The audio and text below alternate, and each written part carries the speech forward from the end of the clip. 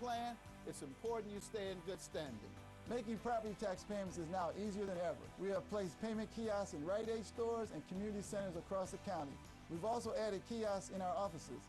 Contact us at 313-224-5990 or email us at taxinfo@waynecounty.com.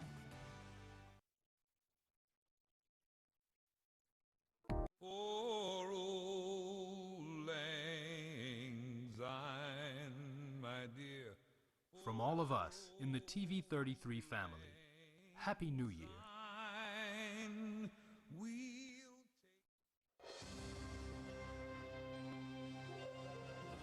Hallelujah. I feel it. I feel it. I feel it.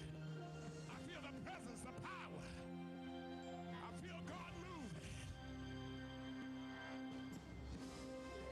You've been holding your destiny back, and your purpose has not been realized because you've had the wrong attitude. Jesus was attracted to you because he saw his purpose that he put in your life.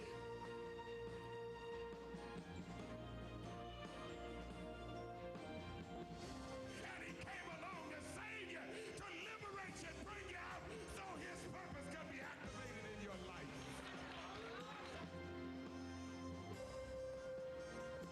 You ought to give God some praise.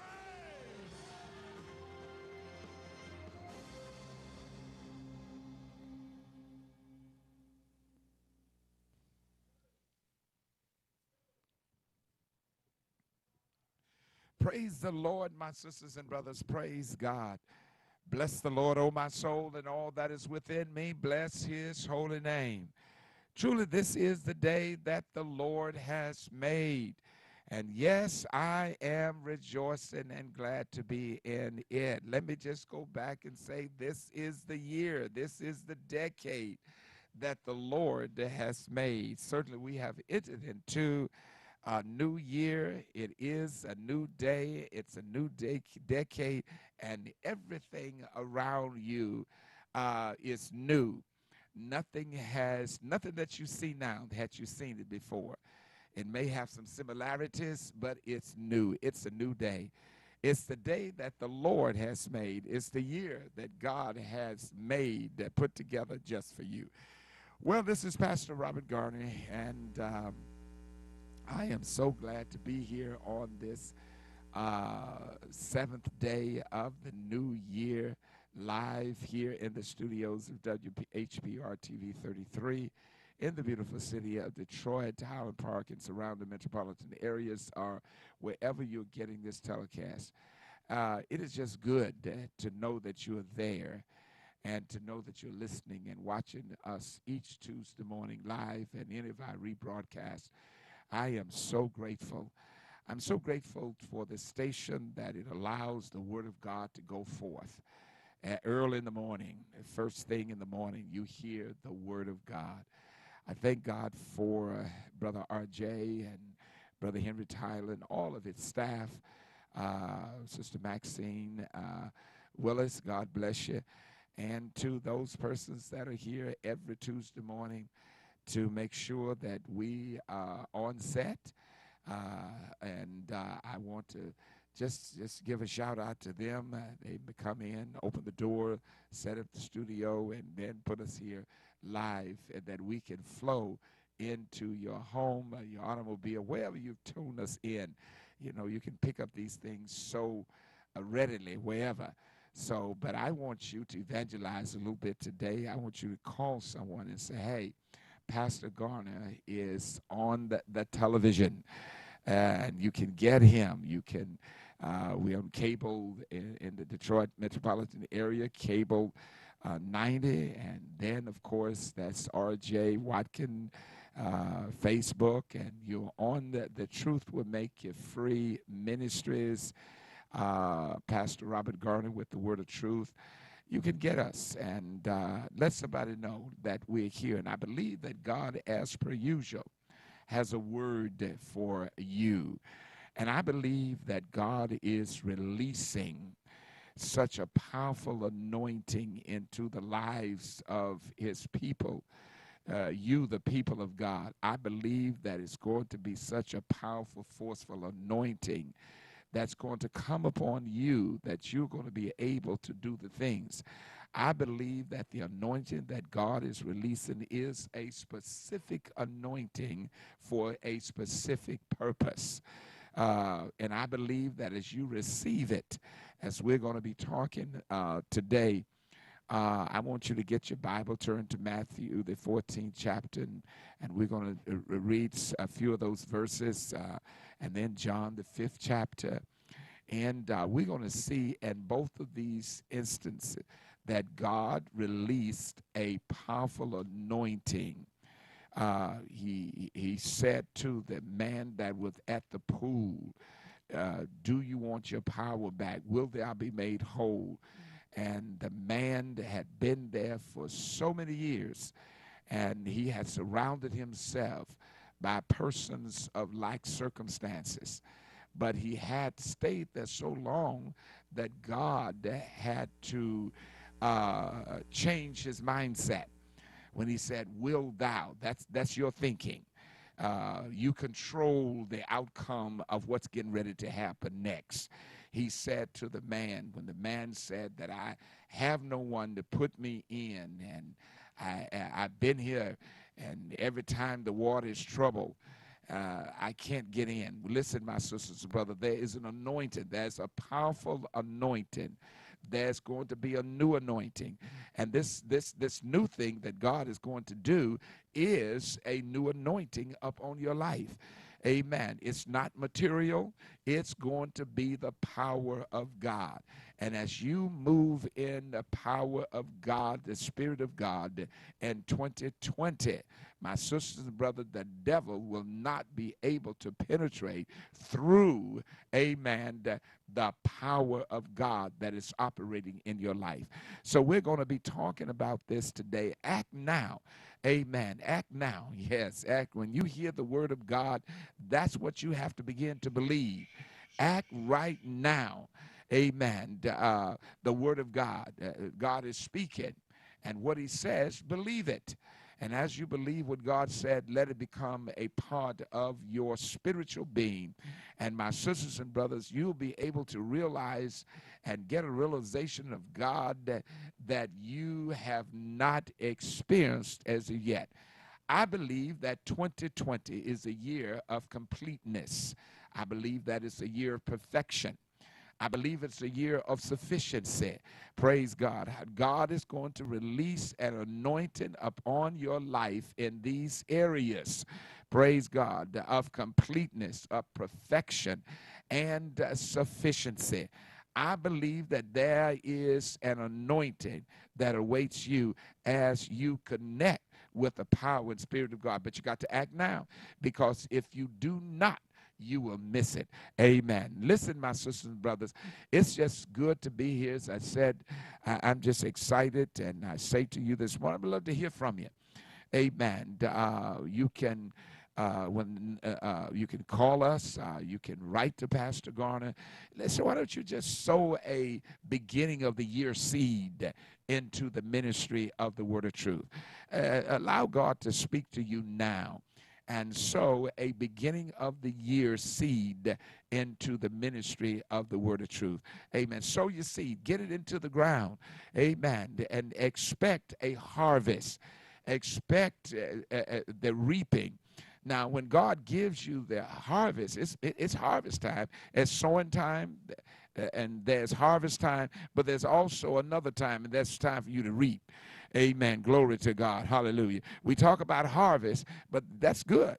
The Bible said that the harvest, everything is plenteous, but the labors are few. Praise God. You not only have to pray for harvest, well, you really don't have to pray for harvest, really. If you sow the seed, the harvest is going to come. Now you have to believe God and begin to reap from the harvest that has come to you for what you have sown. I want you to sow a seed into this ministry, a beginning of the year seed, and send your contributions to the Word of Truth. 7107 Rivard Avenue, Warren, Michigan, 48091. or you can just go to our social media page and tap in on there with us at The Truth Will Make You Free. And there's an app that you can make your donation. That's The Truth Will Make You Free. And you'll see Pastor Garner. Listen, I want you to do what God is telling you to do right now. Sow that seed and be a blessing. Listen, my sisters and brothers, again, I said it's just exciting to be here. I am so wrapped up in this new year because I believe that I've heard from God. I believe that God has spoken into my spirit. And as I said to you just now, that new thing that God is going to do, it's going to be a new anointing that he's going to place upon your life for your family, for your finances, for your employment, for the things that you desire to do. God is going to bring completeness, he's going to bring perfection, and he's going to bring sufficiency in your life. That completeness, my sisters and brothers, stuff that you've been waiting on, stuff that you've been praying about that you didn't believe that it would come to pass, things that you've been holding out. Oh my God, I felt that. Things that you've been holding out for, waiting on. God is speaking. He said, I'm releasing a new anointing. Glory to God. Upon your life, and it's a purposed anointing. Glory to God. If you're sick, God is going to release a purpose anointing for you to be healed. If your finances, if you need increase in your finances, your relationship, things are going wrong, God is going to release a specific anointing, amen, a purposed anointing. Let me say it like, keep it like this. A purposed, oh my, I feel it, I feel it. I think I'm going to put a pin right there because I feel this. I hear God saying that he's going to release a purposed anointing upon your life. Amen. To bring about completeness. That what you have been holding on to and waiting for. That what you have been carrying all year, all through last year. Amen. God said this year, I'm doing a new thing. I'm releasing a purposed anointing up on your life that's going to bring completeness, perfection, and sufficiency. Listen, my sisters and brothers, this is Pastor Robert Garner, and this is The Truth Will Make You Free. Praise God. Well, let me just get over here to my friend. Hadn't seen her all year. Amen. Long. But thanks be to God, she's here in the Ooh, studio, live and in living color with joy and happiness. Minister Rosetta Archer. Glory to God bless you. Happy New Year. Happy New Year to Merry you as Christmas. well. Thank you. Same to and you. all of that good stuff. Amen. I'm so glad to be able to touch you. Glory to God. I'm so glad too, and I know that you enjoyed this season of blessings and prosperity, and I believe that you received everything that God brings. Everything that Christmas brings. Yes, hallelujah. You got it? I got it. Everything the New Year brings, you got it? I got it. Oh my Glory God. to God. So you operating in that anointing. I am. Listen, and I still have room for more. And after what you just said, oh bless God. Hallelujah. God. Lord Jesus. I came in full to overflowing.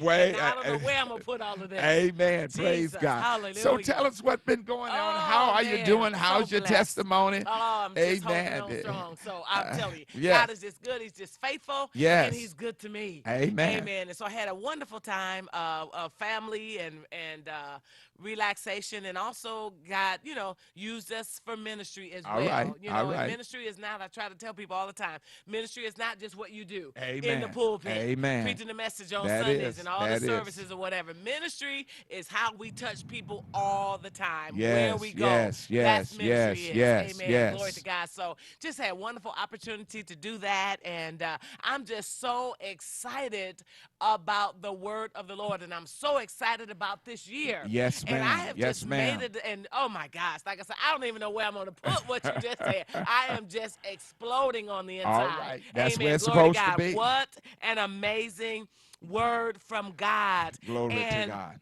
It's so important, and what the Spirit of the Lord has been speaking to me about already so far is the importance of prayer.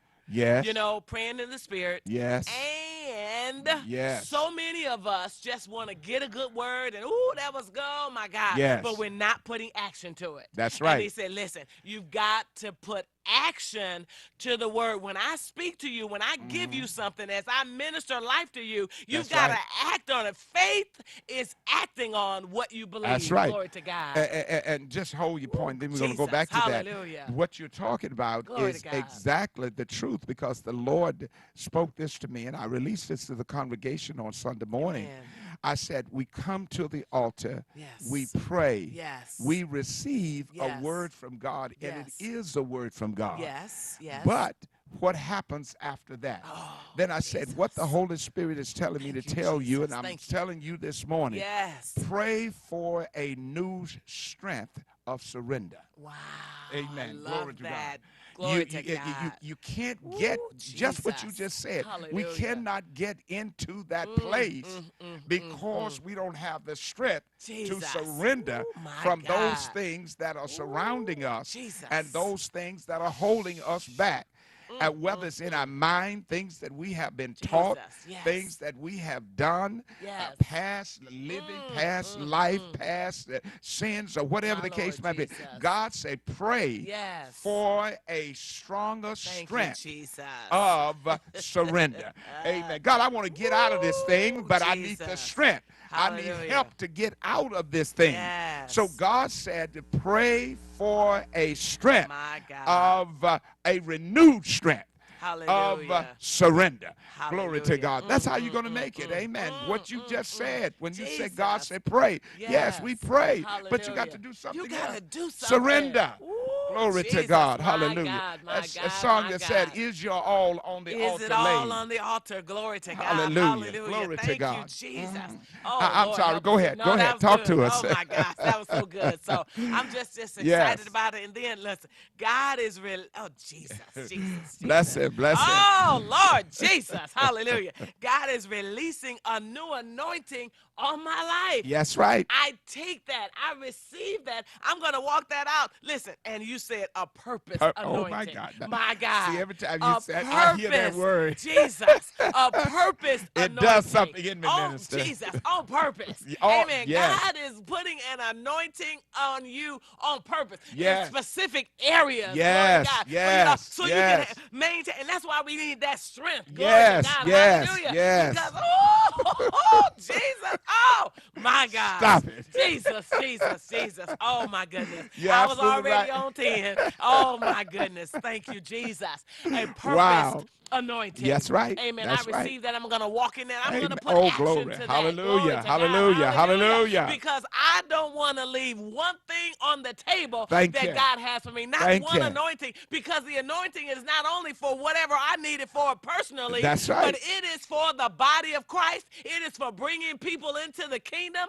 It is needed globally. Glory to God. That's right. And I don't want to miss one assignment Amen. this year. I declare I would not miss one assignment because I have a purpose anointing on my life. Glory to God. I'm going to walk it out. Because God, I surrender. Through that, Thank you, Jesus. Through that purpose anointing, we get into our areas of completeness. Yes, glory to perfection, God. My Lord sufficiency. Jesus. Yes, sir. Yes, sir. And what this says also, minister, is that God is telling you now, I'm not sidestepping. Right. I'm not going to sidestep anything in your life that's not supposed to be there. My God. So that's why I'm releasing a purpose anointing for a purpose situation. I take it in Jesus' we are anointed when we receive Jesus as our personal Savior. Right. But look what he did with Jesus. He took Jesus into the wilderness. Amen. He was out there 40 days. Fasting and praying, and then being tempted of the devil afterwards. God put on him a purpose anointing. When you saw him being baptized, and when he came up, you saw the dove. Amen. You heard the voice of God making a declaration over Jesus' life. This is my beloved Son whom I well please. But look where he sent him. Jesus. He didn't send him out there to be defeated. He planned no defeat for you. God has no defeat for us. Glory to God. Hallelujah. He didn't plan defeat for Jesus. Hallelujah. That's why he got a purpose anointing so he could defeat the devil where he was. Hallelujah. Yes, glory and to that's God. what God is doing to us today as people of God. Amen. Is putting in your life upon you a purpose anointing. Yes, glory to and God. that purpose anointing is going to work for you, as it did Jesus in the wilderness. Yes, glory Jesus to would God. not have made it if he had not been anointed.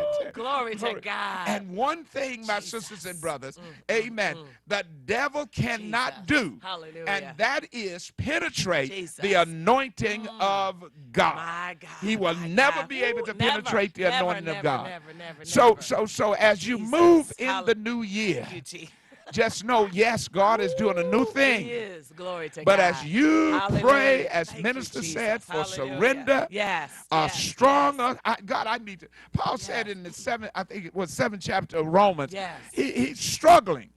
Amen. Then at the bottom line, he said, who can deliver me? Hallelujah. Amen. I'm struggling with this thing. Glory to God. I know it's wrong. I shouldn't be doing it, but I don't have the power to stop from doing it. I pray for a stronger strength and anointing of surrender, a purpose anointing to come upon my life so I can be successful.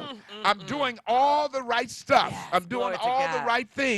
But it seems like nothing is happening the way that I'm looking for it to happen. Or even you say, God is saying for you to surrender. Surrender. Glory to God. Praise God. I'm sorry, man. Let's go back to your testimony, girl. Tell us what's going on. All that you said is my testimony. Glory to God. That's it. Glory I just to God. receive, and I'm just so excited about God. My expectation is beyond anything that I believe that I've had before. You've been dwelling in my spirit. Oh, my goodness. You've been dwelling in my spirit. Thank you, Jesus. Amen. Because that's another release. That's the second release that I gave to the church on Sunday morning. I said, build into your prayer life a spirit of expectancy.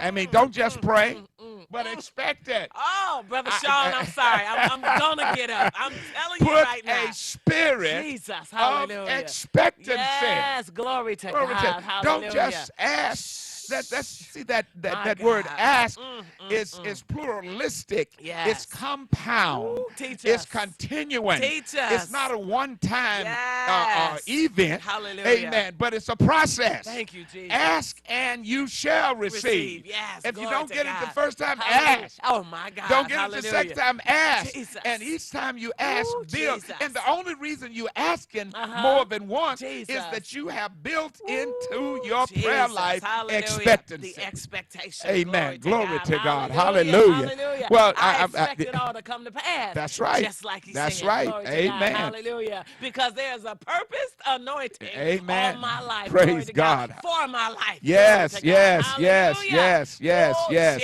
I feel right now, minister, this is the opportunity. My God. And I want you to pray. And as we touch and agree for this anointing, this purpose anointing, because there are those who are watching that have certain challenges in their lives. Yes, hallelujah. And they're mixed it all together. But I want you to be specific. Amen. If you need healing right now, God is going to release a purpose anointing upon your life for healing. If you need financial breakthrough, God is going to release a purpose anointing for you to have a financial breakthrough. Family issues, dealing with your children, relationship. Amen. Businesses, listen.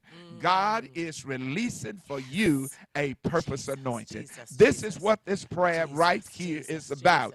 That this anointing, I just feel it.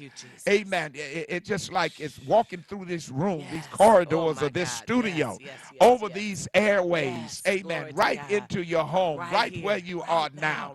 Those needs in your life that you have been concerned with, that you have been waiting on. You Hallelujah. want to happen. A spirit of completeness, an Yes. anointing Thank you, of completeness. Jesus. Hallelujah. Amen. Perfection. Hallelujah. I just can't get it right. Amen. I just cannot get it to work for me. Thank you, Amen. Jesus. An anointing of perfection. Thank you, Sufficiency. Jesus. I'm always on the other side of need. I'm already on the other side of want. But God said, here I'm releasing a purpose anointing on you. So as minister prays, we're touching and agreeing. Yes. I want you to catch hold to this anointing and agree with us.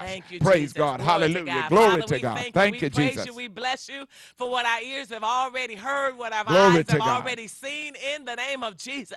And we thank you, Hallelujah. Lord, that this is the day, this is the year, and this is the decade that you have made. Glory to God. And we've come to rejoice and to be glad in it in the name of Jesus. Glory to God. Out with the old that wasn't the will of God. Hallelujah. And with what you've called us to walk in. Thank you. In the name of Jesus, oh God. And oh Father, as the man of God has been spoken so eloquently, oh God, that you placed on the inside of him. Yes. My God. Thank you, Jesus. Father, we thank you for the purposed anointing on our lives in the name of Jesus, oh God. And Father, we yield and submit to it right now in the name of Jesus, Father. We thank you and we do praise you, glory to God, that you're releasing a new anointing, oh God, on our lives in the name of Jesus. That purpose anointing to bring about completeness, glory to God. Hallelujah. Perfection and sufficiency. Yes. In the name of Jesus, the oh name God, of Jesus. we receive it and we take that in the name of Jesus, oh God. And Father, we thank you for a purposeful anointing, oh God, in the area of healing in the name of Jesus, Hallelujah. oh God. Oh, we speak it right now in the name of Jesus. And we command you to take hold of the anointing for healing in your body this day in the name of Jesus. Hallelujah. Glory to God. We thank and we do praise, oh God, that healing is the children's bread in the name of Jesus, oh God. And from the crown of our heads to the soles of our feet and everything in between is healed by the blood of Jesus. Hallelujah. We purposely, oh God, apply the anointing of healing on our lives and in those areas, my God, in those areas in the name of Jesus. In the name glory of to God. Jesus. You've had it long enough, glory to God. You've suffered long enough. Today is the day. Now is the appointed time, glory to God. Take hold of it. Hallelujah. In the name of in Jesus, the name glory of to Jesus. God. Father, we release and we Glory thank you for to that God. purposeful Glory anointing, to God. oh God. Glory to Even God. in the area of prosperity, Hallelujah. in the name of Jesus, glory to Hallelujah. God. Hallelujah. You said that the word of the Lord and the blessing of the Lord, it makes us rich and adds no sorrow with it in the name of Jesus. Thank you, 3 John 2 Jesus. says, above all things, I wish that you would prosper and be in health, even as your soul prospers, glory to God. And Father, we prosper our souls with the word of God, glory to God. We dig into the word of God. It's all sufficient for us in the name of Jesus, oh God. And just like the man of God said, we sow in the name of Jesus, oh God, because it's sowing and then it's reaping in the name of Jesus. As we sow seed in the ground, the good fertile ground, in the name of Jesus, we shall reap a harvest. Glory to God. Oh my God, that will bring us out of any financial deficit, glory to God. That will eradicate any debt in the name of Jesus, oh God. We use that purpose, anointing, and prosperity in the name of Jesus over glory to my God. God. Hallelujah. Over everything that concerns us, oh God. Thank you, our Jesus. churches and our businesses, glory to God. Our ministries, our homes, in the name of Jesus. That purposeful anointing for prosperity in the name of Jesus, oh God. Hallelujah. Oh, Father, we thank you and we praise you for that purposeful anointing, oh God, even in our relationships, in the name of Jesus, oh God. We surrender to you in the name of Jesus, oh God. We thank you for strength to surrender those wills, oh God, unto you in the name of Jesus, oh God. That you bring in that anger, oh God. We surrender our tempers, glory to God. We surrender our tongues in the name of Jesus, glory to God. Thank you, we Jesus. surrender our minds, oh God. Thank you, Jesus. And we are renewed by the word of God, oh God, so that our relationships can turn in the name of Jesus, oh God. We apply that anointing for our relationships, oh God. We apply the peace to our homes in the name of Jesus, glory to God. As it were a paintbrush in the name of Jesus, oh God. We dip it in your anointing, oh God, and we just stroke it over us in the name of Jesus, oh God. We paint it over our homes, over our families, over our nation, oh God, over our relationships. Glory to God. Oh, my God, your anointing in the name of Jesus that's purposeful. Yes, in the name of Jesus, Father, we give you glory, honor, and praise, oh God. We thank you that it'll be a year of surrendering to you in the name of Jesus, oh God. It'll be a year of strength in the name of Jesus, oh God, that we can surrender our will for yours in the name of Jesus, oh God. We thank you for the purposeful anointing in every area of our lives, oh God. We give you glory and we give you honor and we give you praise, oh God. We take it, we believe it, oh God. We act on it and we expect it to come to pass exactly as we've prayed. We give you glory for it right now in the name of Jesus. In the name of Jesus. Amen. Amen. It is so. It is so. Hallelujah. It is so, and so is it. Ooh, Wow, Jesus, wow, Jesus, wow. Jesus, What a Jesus, ministry. Jesus, What a Jesus, revelation Jesus. that My God God. gave to My you God. just now. My God. Us, rather, just now Jesus, in Jesus, prayer. Jesus, Glory Jesus. to God. I challenge my you God. to reach out you, Jesus. and receive that. Let it Hallelujah. come into your Yes, life. thank you, Jesus. You have the anointed, Yes. a new thing. I have it. But that new thing, I'm Yes, telling you what it hallelujah. is. Yes, sir. That new Thank you, thing Jesus. is a powerful Yes. spiritual Thank you, force Jesus. of God's Yes. anointing Thank you. for purpose Thank you, in thank your you, life, thank you, for thank your you, family, Jesus. your Ooh, finances, Jesus. Yes. praise God, your Hallelujah. children, Thank you. restoration, brokenness. God, Yes. that anointing Yes. is coming into In your the life name of Jesus. specifically In the name to of do Jesus. these things in Yes. 2020. Yes. You can have it now. Right now. Act now, Right and now. you won't miss it. Right now. Glory to Right God. now. Hallelujah. Right now. Right Right now. now. Jesus. This is the time Ooh, while the thank you, anointing is Jesus. flowing Yes. right now. Yes. Praise God. And I think Glory that'll to lead me God. into one scripture that I want Hallelujah. Thank you, that Jesus. that man at the pool of Bethesda. Hallelujah. Glory to God.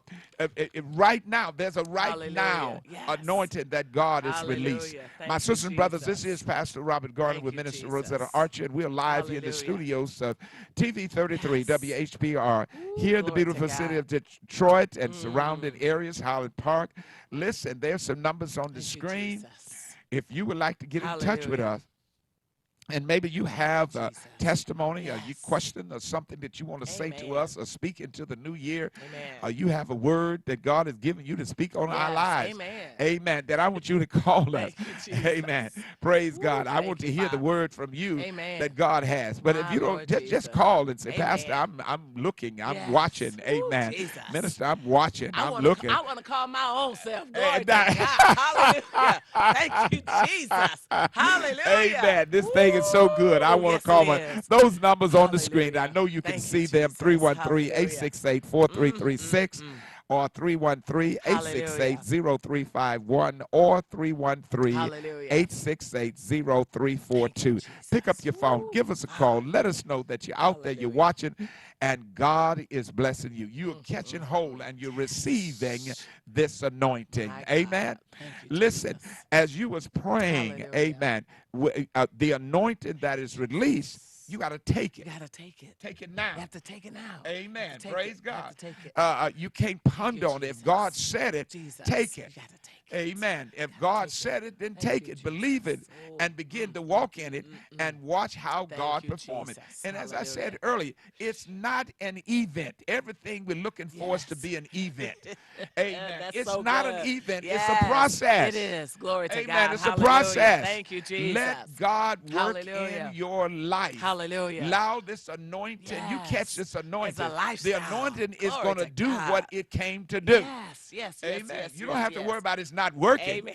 It's going to come. It's going to do what it says it's going to do. Thank you, Jesus. So you got to do it now. Take it now. To God. Take it now. That's what we. Hallelujah. Amen. We had a call. God. Yes, sir. Amen. Go ahead. Hallelujah. Thank you, Jesus. Good morning. This is Pastor Robert Gordon with Minister Rosetta Archer.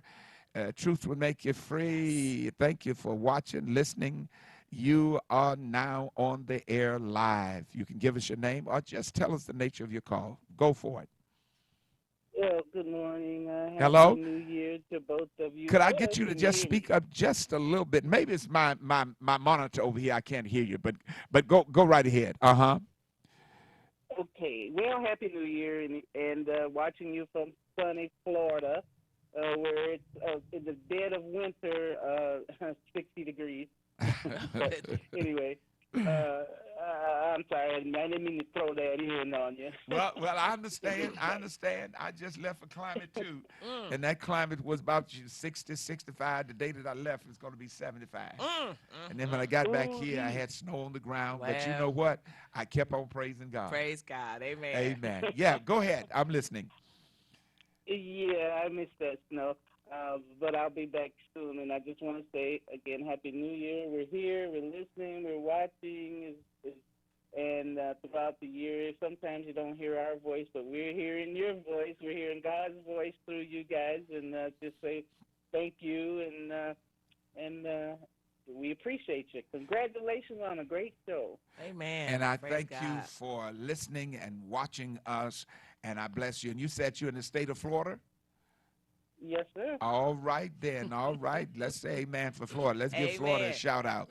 Amen. God bless you. Amen. And the blessings of the Lord be upon you throughout this new year. Yes. And Thank keep you, receiving, amen, that new anointing for a specific purpose. Yes. Blessings. God bless you. Thank you, Jesus. You, someone else, you watching, you're listening. Hallelujah. Pick up Amen. the phone Thank you and so give much. Pastor Garner, Minister Rosetta a call and Yes. let us know that you are watching, you're listening, and the broadcast is purposed in your life. Yes. Glory Again, to those God. numbers on the screen, I Amen. know that you can see them, but I just like to say them. Yes, Amen. some people are 313-868-0351, 313-868-0342, or 313-868-4336. Amen. Amen. I know that you're out there, and I want Amen. to hear from you. Yes. Just pick up the telephone. Amen. If you don't want to call a neighbor. Say, listen, I know you're watching. You call. Amen. Praise God. And Amen. just call and just Glory let to us God. know Praise that God. you are watching this Thank telecast. you, Amen. Jesus. Blessings. Hallelujah. Amen. Glory to God. Glory to God. Amen. You ready for me to Yes, read it? go Okay. ahead. So St. John 5, and starting with the first verse. Yes. And it says, after this, there was the feast of the Jews, and Jesus went up to Jerusalem. Now there is at Jerusalem by them the sheep market, a pool, which is called in the Hebrew tongue Bethesda, having 5 porches. In these lay a great multitude of impotent folk. Now, let me just, Yes, sir. I want you to get this now. This is so important Yes. for this new anointing Jesus. to break through your mind. Thank you, Father. Romans 12, be ye transformed by the renewing of your mind. Yes, sir. Now, I want you to get this. This is so important. In that area, there, what do you say? 5. 5 porches? Yes. And what was in those porches? And in those porches, there were impotent folk, blind, Yes. halt, Yes. and withered. Yes. All right. Yes. Go ahead. Waiting for the water, for the moving of the water. Waiting for the moving of the water. Yes, sir. Now, why God picked out this man, I'm not sure yet. But let's go ahead. Amen. Glory to God. Hallelujah.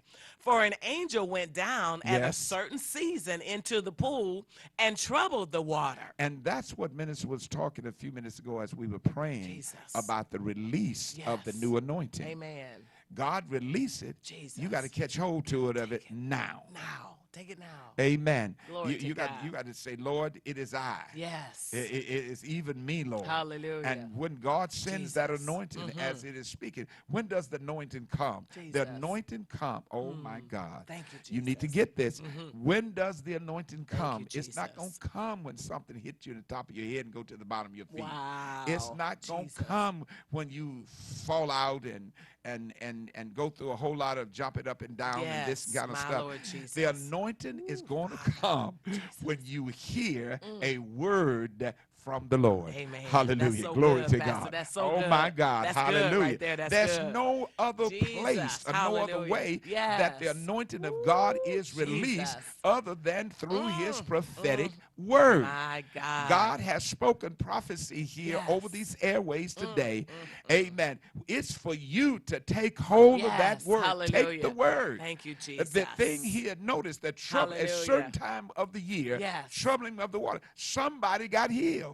I don't know Jesus. how many people got healed Hallelujah. at that Glory time. to God. Yes. Amen. Praise God. But when the Hallelujah. water was troubled, that's the time for you to Jesus. reach for the anointing. Ooh, Jesus. When God speaks When and you're you speaking, hear when a he's word, word. When he's speaking, you have to get it that's then. It. That's it, Pastor. If you don't act Jesus. now, you're going to miss it. Praise God. Hallelujah. And complain later. My God. Because God doesn't want me to have it, or God want me to wait some more. Wow. No, it's because you did not receive the anointing. My God. Now, I want you to just keep this in perspective here. Jesus. This pool got all of these different kind of people in there, Yes. and then there is an angel that comes down. Now, I'm not concerned whether this mystical. I'm not concerned whether it's soothsaying. I don't care what you think. I'm trying to make a spiritual point to you that's going to work for you. That you need to act now. Amen. If you want to get out of that thing that you're in, you want to get a financial breakthrough, you want your family to be healed, brought back together, your relationship, you want money in your pocket, then take this anointing now. Glory to God. Hallelujah.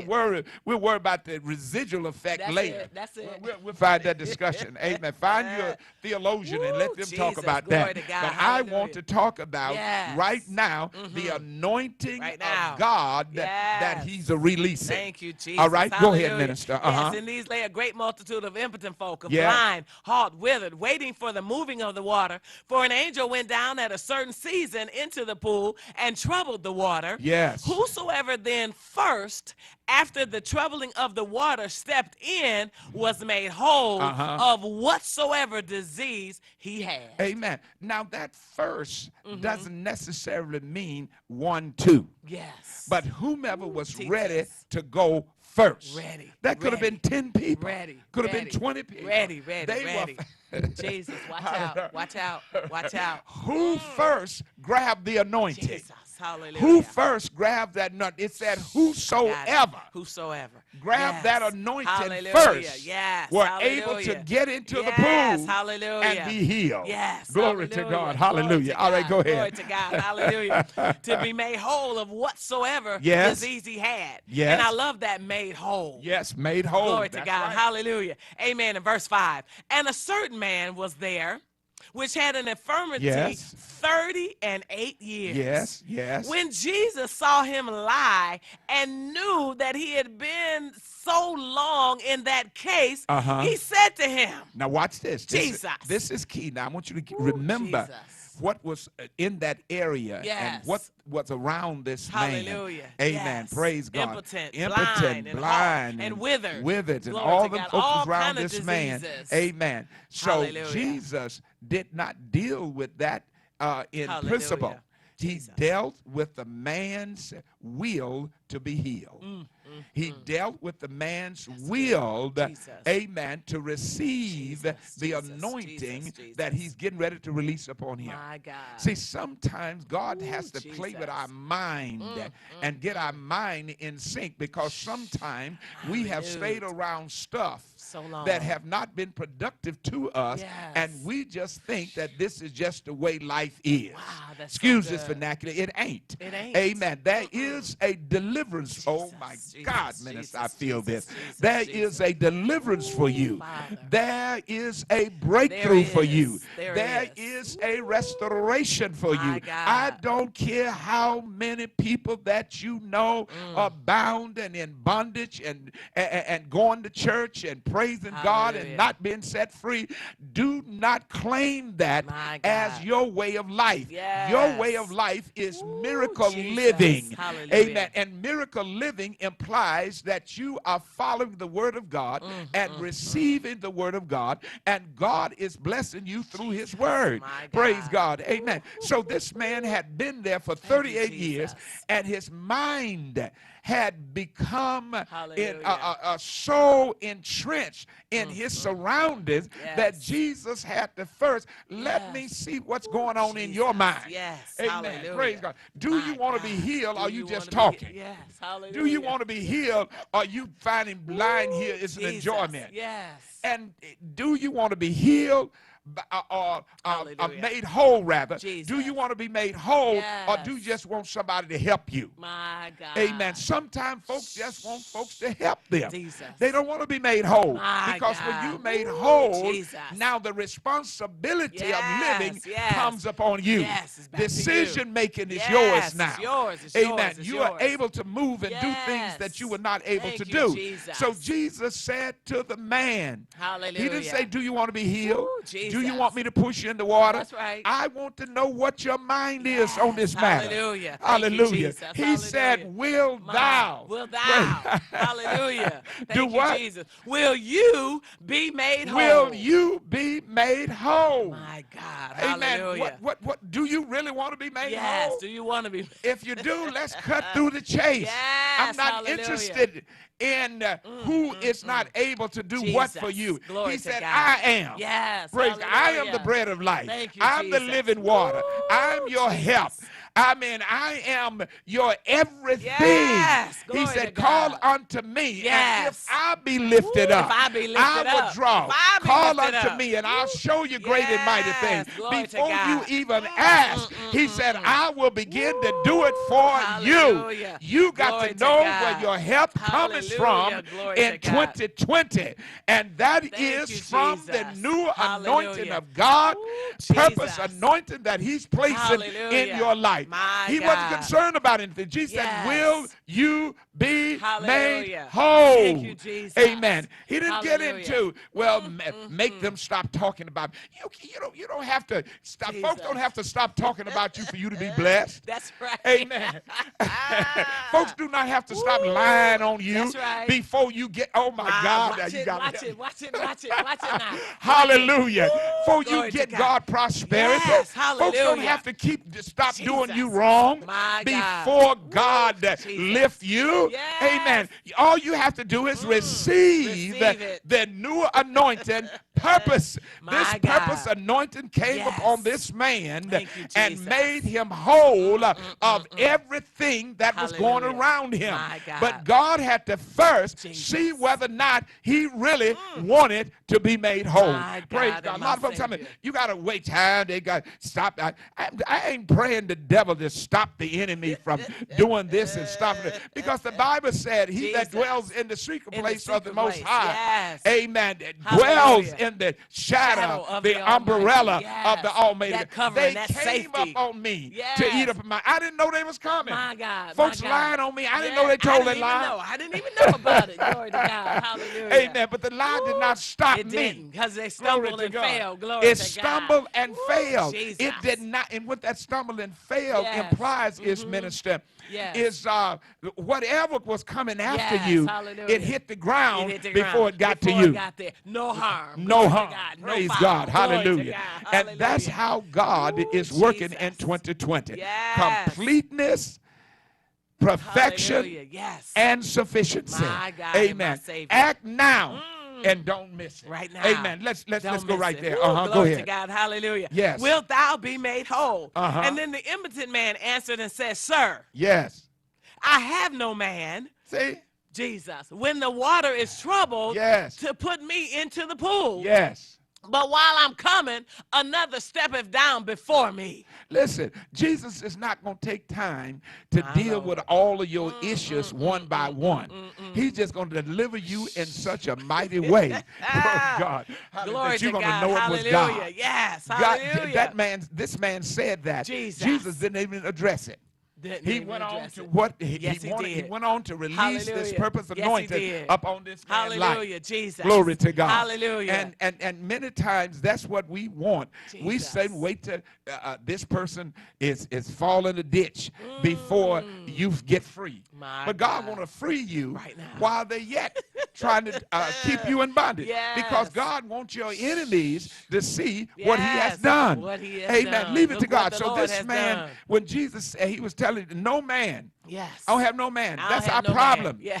We need You to work with the liquefied Spirit it. of God. Yes. Yes, hallelujah. Yeah, God will give us people. Yes, yes, but you got to make sure that the people God give to you or you choose are people that are in agreement with you. And that were sent by God to bring you up out of that situation. I'm praying for a new car, Amen. and you are my partner of agreement. Yes. And I'm think you agree with me. And you tell they don't need that car. They don't need that car. They can't even afford it. Oh, my God. You're so they right can't even afford it. You're right about it. You say, oh, I want this. They don't need that. Amen. They didn't have kept the one that they have. Wow. That's you're agreeing so with good. it. That's You got to turn to God and allow the anointing of God to give you the breakthrough that you seek after. Yes, glory to God. Praise God.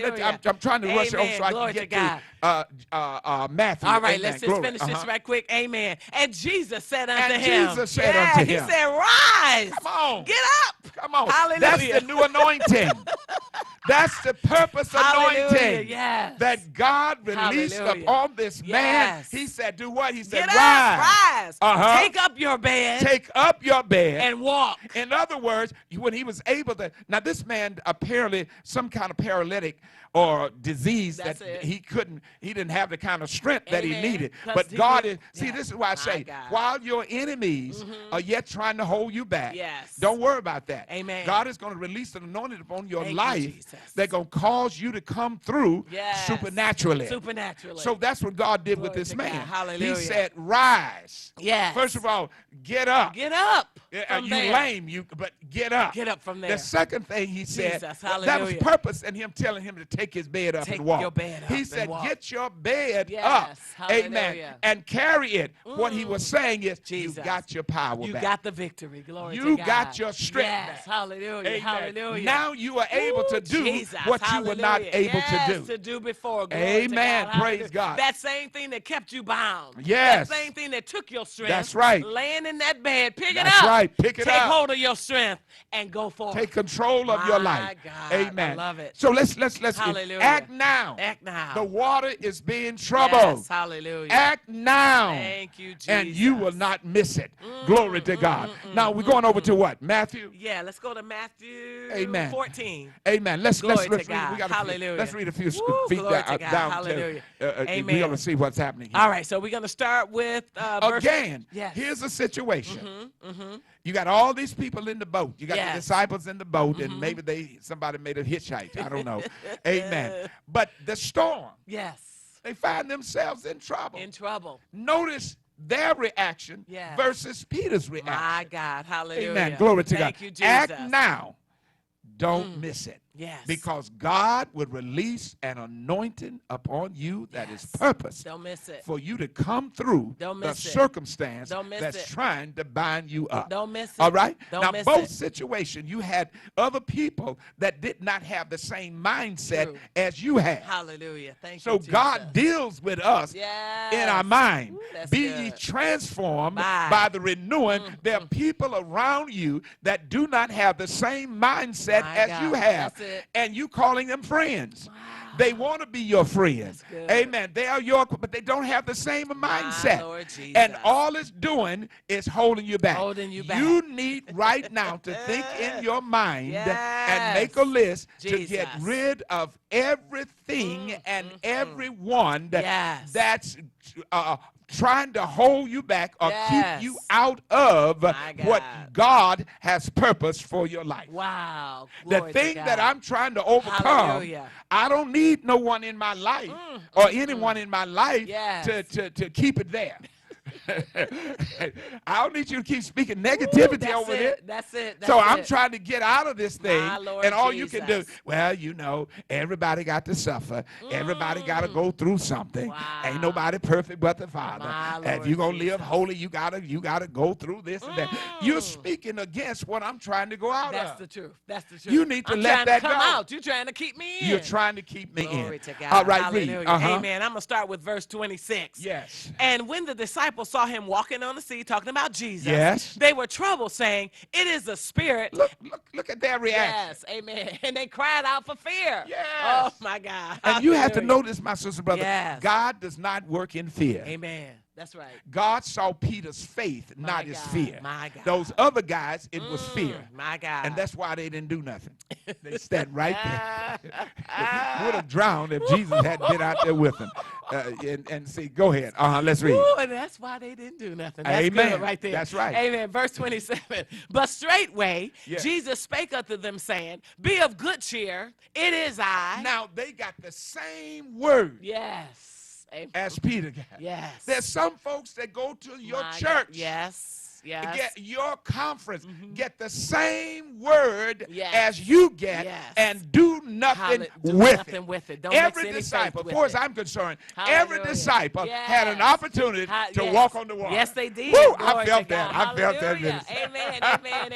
Amen. Amen. Amen. Amen. Amen. That's good. Hallelujah. Jesus just wasn't talking to Peter. That's right. He was He talking said, to all of them. all of them. Jesus. They Glory just said, to God. he said, Hallelujah. It is I. Yes. Be not afraid. Be not afraid. Yes. Glory to God. Hallelujah. Every one of them. Ooh, Jesus. Every one of them had an Yes. opportunity My God. to do what Peter did. My All right, God. read. Lord Jesus. Hallelujah. And Peter answered him and said, Lord, if it's you. And that's translated, Yes. since it's you. Since it's you. Since That's right. it's you. Since it's you. Glory to God. That's faith. Hallelujah. Hallelujah. Hey, command me to come on the water. Command Yes. me. Somebody me to needs come. to act now. Yes. Otherwise, you're going to miss it. Yes. Hallelujah. Peter turned his mind away from the other folks that was in the boat that had the same opportunity that he did, the same anointing that God released out of his mouth. Amen. Peter caught that anointing because he wanted, he said, if it be you, do what? Hallelujah. Bid me to come on the water. Jesus, that first scripture you read, Jesus said, to be God. of what? Be of good cheer. It is I. It is I. Be not afraid. He didn't say, be of good cheer. It is I come walking on the water. Wow. Hallelujah. That's right. Peter asked for an anointing. It was his idea to walk on. Watch it. Oh, Lord Jesus. Minister, our time is up. Peter asked Jesus. for an anointing, a purpose anointing. To go to Jesus walking on the water. If you want to be a millionaire, ask for a purpose anointing. You want to go in that business, ask for a purpose anointing. If you want your body healed, if you want a relationship, if you're looking for a mate and you want a mate that God wants you to have, then ask for that purpose anointing, because you're looking in the wrong places. When you hadn't found one, you're talking to the wrong folks. Amen. You need a purpose anointing. So Peter asked for a purpose anointing. If it be you, hallelujah. bid me. And that bid means command me. Command me. Command me to come to you walking on the water. Hallelujah. Listen, our time. We out of time. To say what? Not one thing. Not one thing. Hallelujah. Listen, my sisters, brother. This is your year 2020 of completeness. Yes. God has a purpose anointing. Jesus. This is your year for perfection. Hallelujah. God has a purpose anointing. Yes. This is your year for sufficiency. God has a purpose anointing. Yes. Don't miss it. Don't miss it. Act now. Don't miss Listen, my sisters and brothers, you've been viewing Pastor Garner, Minister Rosetta Archer. I want you to sow that beginning of the year seed. Send all of your correspondence to the Word of Truth at 7107 Rivard Avenue, Warren, Michigan. I want you to put the 48091. If you would like to speak with Pastor Garner, you can call me at 586-754-9673. I want you to put this date on your calendar, January the 26th, 27th, and 28th. We will be in our beginning of the year revival service here at the Word of Truth. Evangelist Sandra Reese of Farmingham, New York, is going to be conducting these services. Hallelujah. I want you to plan. We're going to be talking more about it, but I want you now. God has a release for you, and it's a purpose anointing. And one thing, the devil cannot penetrate the anointing. As we looked at Peter, and we're going to pick this up on next Tuesday, about when Peter walked on the water, what the devil tried to do. But he couldn't penetrate that anointing. Peter did not sink. But when he began to sink, the devil was trying to do something that he couldn't do. Listen, my sister and brother, our time is out. I want you to tune us in again on next Tuesday morning on one of these rebroadcasts. Until they'll keep looking unto Jesus, who's the author and finisher of your faith. And remember that the truth will make you free. And Happy New Year. Happy New Year.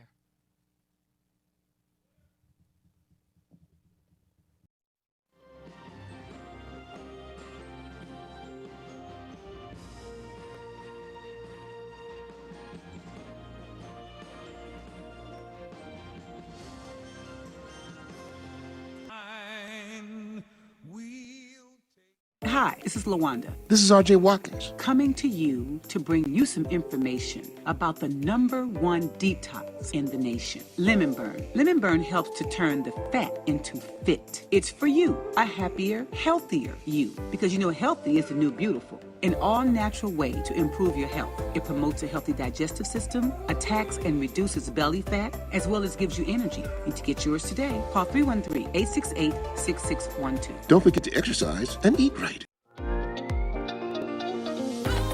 You're watching WHPS, Highland Park, Detroit.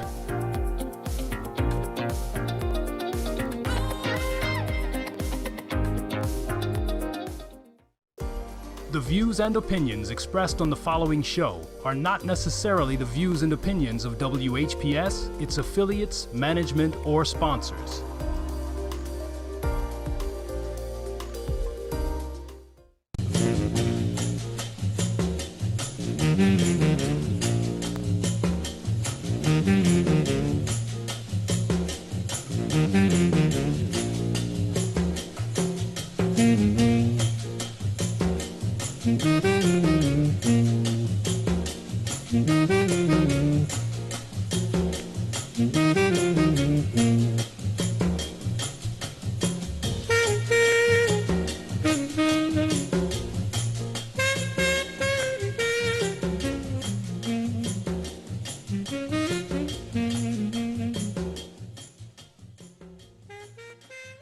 Happy New Year! Happy New Year! Happy New Year, everyone from Michigan Welfare Rights.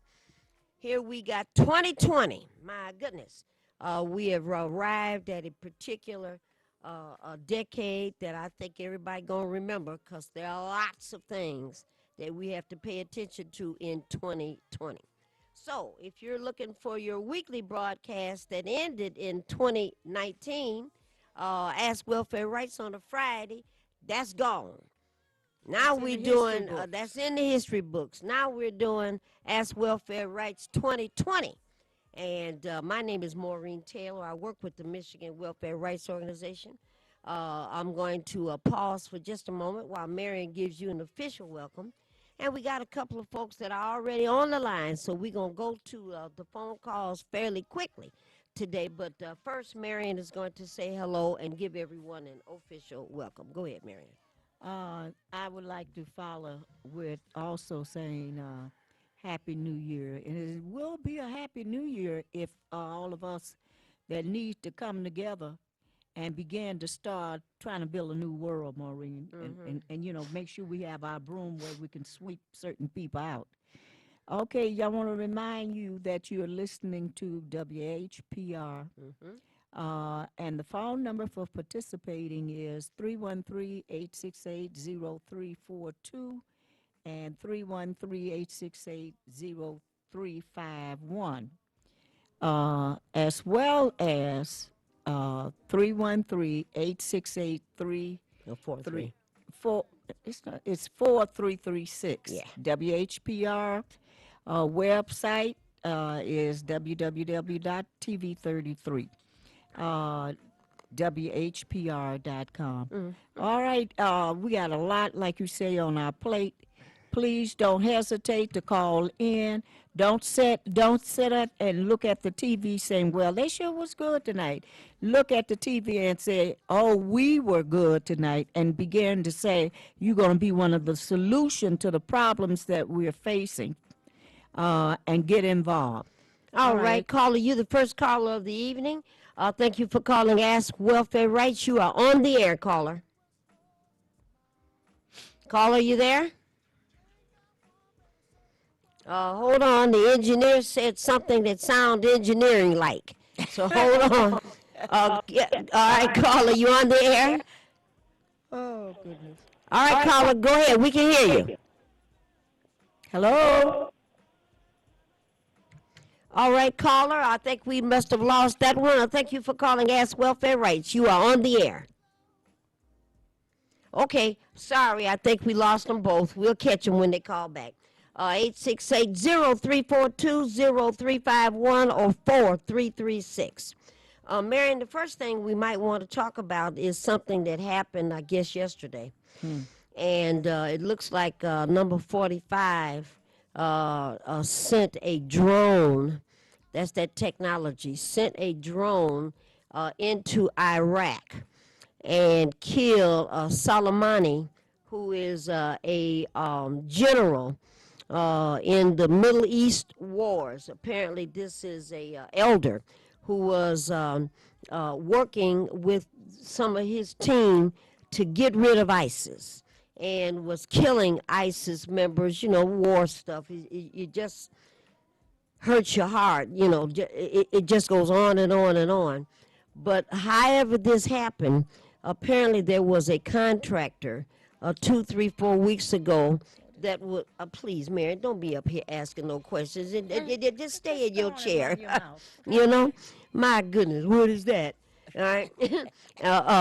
And this guy was a fellow that was very involved in ISIS and very involved in killing ISIS members. And he was killed. The drone attacked the car I guess he was in, and there were 6 or 7 other people in that car, and of course they were all demolished.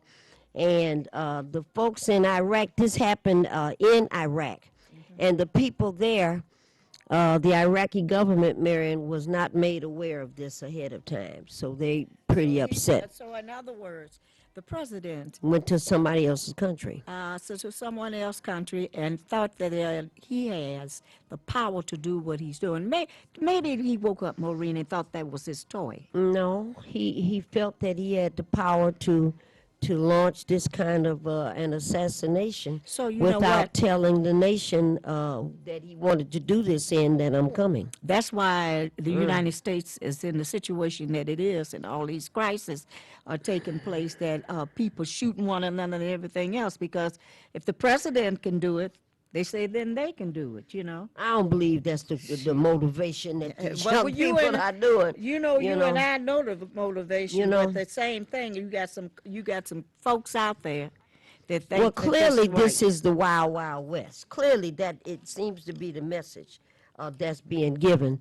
But the folks from China have indicated that they're concerned and that they weren't notified. And folks from Russia, they were upset because they weren't notified. The folks from Iraq are for sure upset.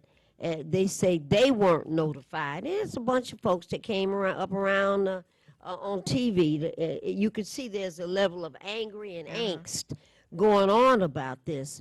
And, you know, my fear is, Marion, the same fear all of us have. What does this mean? You know, what is the plan here? And I've heard the president say several times that if there is a war, he might have to stay in Washington, D.C. And, you know, I guess he thinks that's a joke. I hope nobody else comments on it. Well, I hope nobody else comments on that kind of thing. But apparently that's the message. And now, according to all of the channels, Marion, that would be the conservative channels, the liberal channels, the up channels, and the down channels, what folks are saying is that retaliation is expected. And see, that's sad, because now some 3,000 additional troops have been advanced and on their way, if they haven't already landed, in Iraq. And I guess they're there to protect the oil fields. And so now we're about to get yet another message. And I tell you, Marion, we on the cusp of something here. And some kind of a international event that's on the way. The very first thing I saw this morning, I guess this happened yesterday, but Marion, the very first thing I noticed is that the police department and Homeland Security in New York went on full alert. All right, the police and Homeland Security in L.A. went on full alert. But you know, Maria, the average person out here is trying to brush that out of their mind. They don't understand that, look, we're in war. And that war did not get started by the community and all the people that war got started by a capitalist that think that he owns the world. and you better start getting involved and trying to do something to make sure that we have another day on Earth. Well, there need to be some research done for sure, because if you never heard it or if you haven't heard about these incidents, you better mark this day on the calendar, Friday the 3rd, and pay attention to what's going to happen is going tonight, Saturday, Sunday, and what's coming up, because this is an ugly moment. Ugly moment. Yes. And it generally, ugly moments, Mary, they're not usually singular. It's going to be some other stuff attached to this. And already, we're sending troops. Everybody won't take sides, and excuse me, I'm trying to be on the side of let's don't shoot and kill anybody. Let's be on that side. But it's going to happen already. Somebody's going to grab Maureen. somebody, and somebody else going to be shot, and somebody else going to be kidnapped. And, where does it end? Where does it end? And last thing, Marion, it looks like, at least that was part of the conversation, that the Congress was not alerted ahead of time. No, he didn't take no consideration. Well, he didn't already told Congress by his action. You don't matter. You never, since I've been president, you have never mattered in the situation. And it's just a frightening moment. We should pay attention. And then the other thing, Marion, and that's, you and I have been going back and forth about this issue. In the 60s and the 70s, if a Nazi or a Klansman showed up, one of them guys from, what is the name of that group that used to come around and do stuff? I can't think of the name of it right this moment. The community would rise up and go out there and tell Nazis and members of the Klan, you're not welcome here. And I remember, I can't think of the name of the group that used to protest. You remember them, Mary? They used to protest at veteran funerals. Yeah.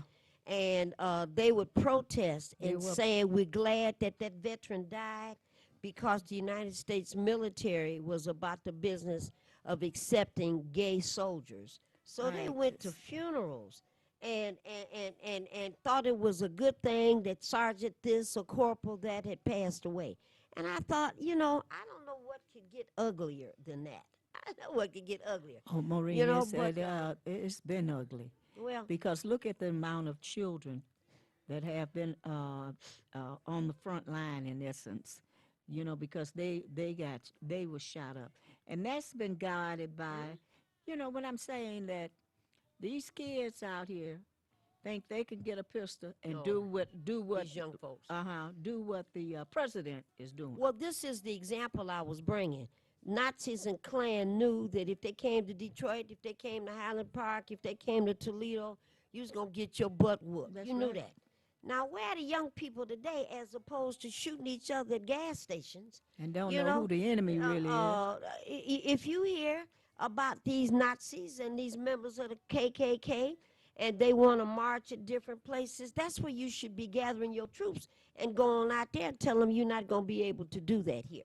And I know you got rights, and right now you got the right to get your behind whooped. That's what's going to happen, and we just don't allow that sort of thing. We don't want no Nazis in Detroit. We don't want no Klansmen in Detroit. We don't want no Nazis marching to Highland Park and go march around and use the N-word. It's going to be the N-word used in a different way. Never again, because we're going to send you back.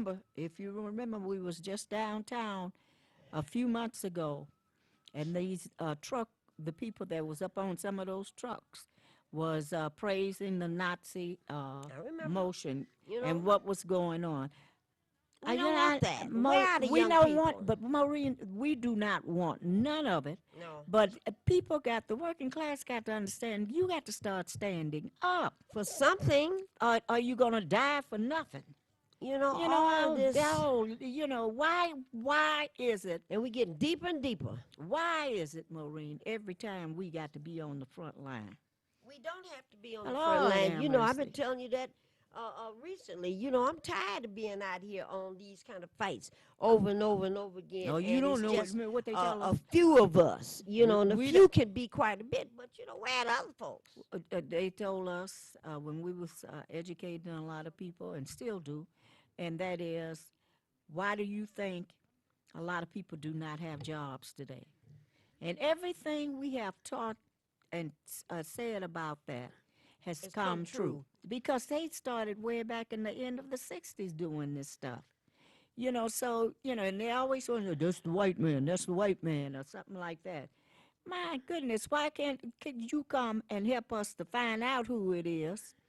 And we can begin to come together and clean up our country. We have to have a different kind of a world.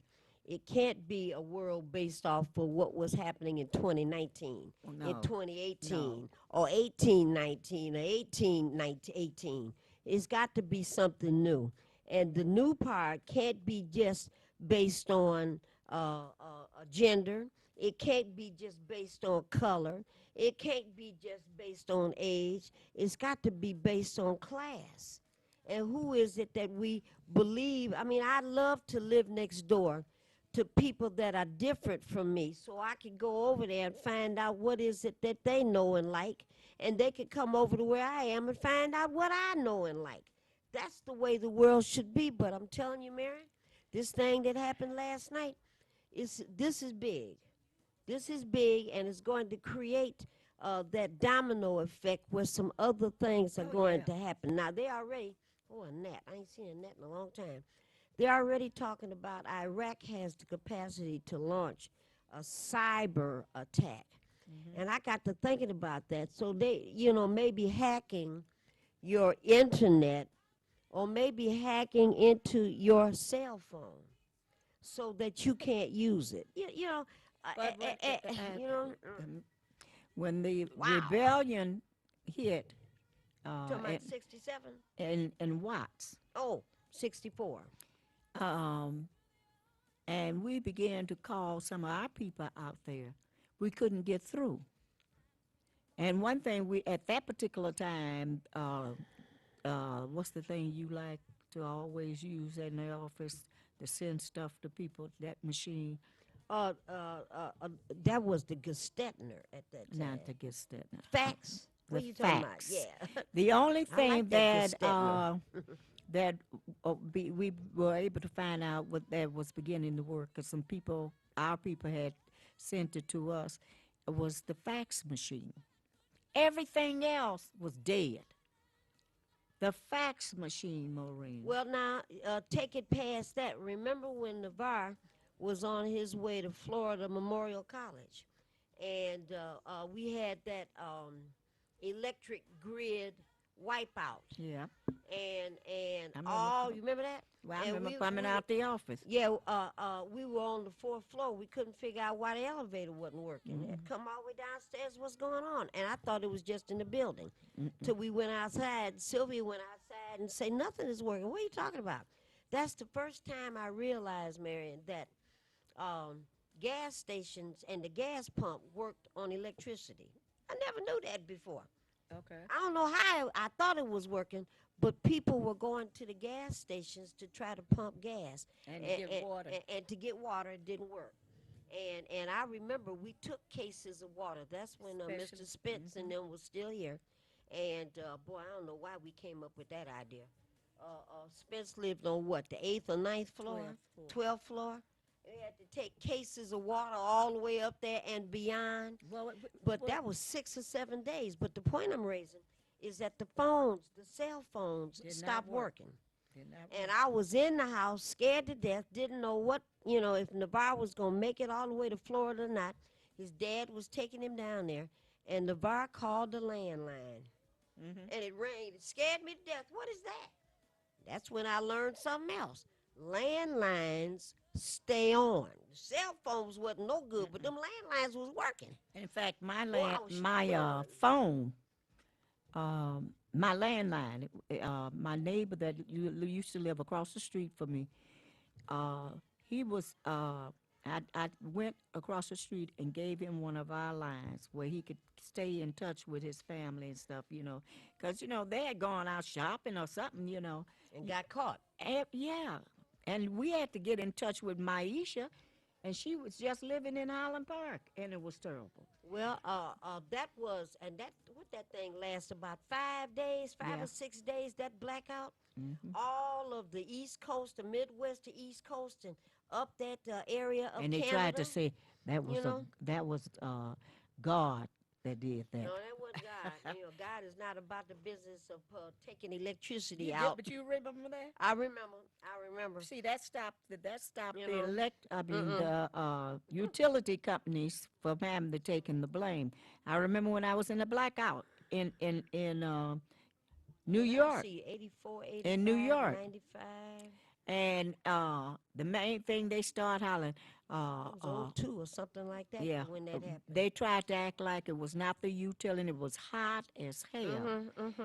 It was the utilities. Always, and that was a total blackout. And the ironic thing about this is they turned around and put the problem that had happened, made us pay for it. Not in that one that happened in 2002. In New York, okay, but by then we were real clear Yeah. that this was a national international. blackout. International. You're right. This was an international blackout, and I remember when a utility company started talking about we will replace your food, and you could fill out, because this was so big. This was so big. It was big. Oh, Lord, and I remember that. But the point I'm raising is that I learned about technology.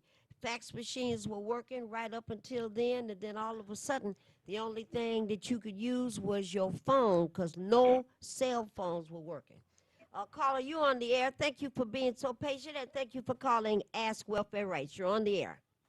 Good evening and Happy New Year to everybody. And good evening and Happy New Year to you. Okay. First thing I want to say, I got this booklet in the mail about redistricting. Talking about redistricting, yes. Yeah, I received it there and I filled it out. And I'm going to send it in to see what they want to do and whatever. Be a part of it. Okay. And, I was reading through it before I filled it out. Just a small application thing, ask different questions. Interesting. Yeah, and they're trying to look at drawing new boundaries for different candidates to be able to represent this district, that district. So yeah. And I want to ask a question. Are the two of y'all for this situation, the redistricting? He's asking, are we about redistricting? See, I have not received a pamphlet of explanation yet. And I always want to read and see what would be the point. What is the reason? Marion already said something about, again, what is the reason to redraw districts? So, that's something we're going to have to look into because, how it's easy to get people to sign up for something, Right. Yeah. Yeah, I didn't sign nothing because you have to have it notarized and all. But I want to learn more about it before I proceed. Well, maybe that's one thing we need to get some. They always got some gimmicks and something to prove. We'll get somebody that knows about this issue and see if we can either get them here or get them on the phone next Friday. Right, good. Okay, now I wrote down what I want to ask. All right, now you doing new things in 2020, huh? Oh, yeah. What happened? He wrote it down. Did you write it down by your barbecue? Oh, yeah, I got that on my list, too. That's the to-do list. Okay, go ahead. Okay. I was riding with my older brother yesterday. We had to go to see my sister. But nevertheless, we were going down Gresham. And up there on Mac and Gresham, where they're building for the movement from that, what is that? That place on 3rd and Mac. I'm trying to think what they. Rescue Mission. Oh. Yeah. Right, they're moving. That's where they're moving to, and they're moving along with that building. So they're. Are you saying that they're moving the Rescue Mission away from 3rd? Oh yeah, that's going for now. I told people long ago that wasn't staying down there. All that building they doing down there. Yeah, moving them out. Going. And then they're also going to build some on Garfield and Mount Alley, where the community was opposing it, but I think that's going to happen anyway. Pretty soon you're not going to even know the east side. Well, no homeless downtown in that area. That's what that is, moving all the homeless and all of the homeless activities out of what used to be the Cass Corridor, moving them out. Right. I told people that long ago, and they I remember. me, but it's happening. I remember you saying it. Looks like you 100% correct. Mm-hmm. Oh yeah, you know I've been on this planet for 70 years and lived in the city of Detroit all my life, so I know. All right. Now another thing, up on Gratiot and 7 Mile area. Yes. They're doing a lot of work up in that area. Oh yes. There's a welfare office on Madeline and 7 Mile. I think it's still open because at one time it was the busiest one. But 7 and Gratiot has got, what's the name of the shoe store up there? Oh God, Foot Locker. Foot Locker. That Foot Locker does the highest in gross sales of any Foot Locker in the country. Yeah, up there, and that's one of the poorest communities. And they I remember you saying that last year also. Yep. Also up there, you know, I guess I looked at, first of all, also up on Gratiot, I think it's Seminar, where this new bakery, it used to be right there on Gratiot and Harper area, where that YMCA, where they have returning people stay, and they had where this fella here started a bakery there, but they moved. It's a nice, large, long building. And where is it again? You know, I'll give you, it's near Gratiot and Seminar area. Okay, now I know where the Y used to be up there by at McClellan. At McClellan, yeah. Now that was Bernard Parker and them opened up that Y a long time ago for different kind of services, so it's in that area.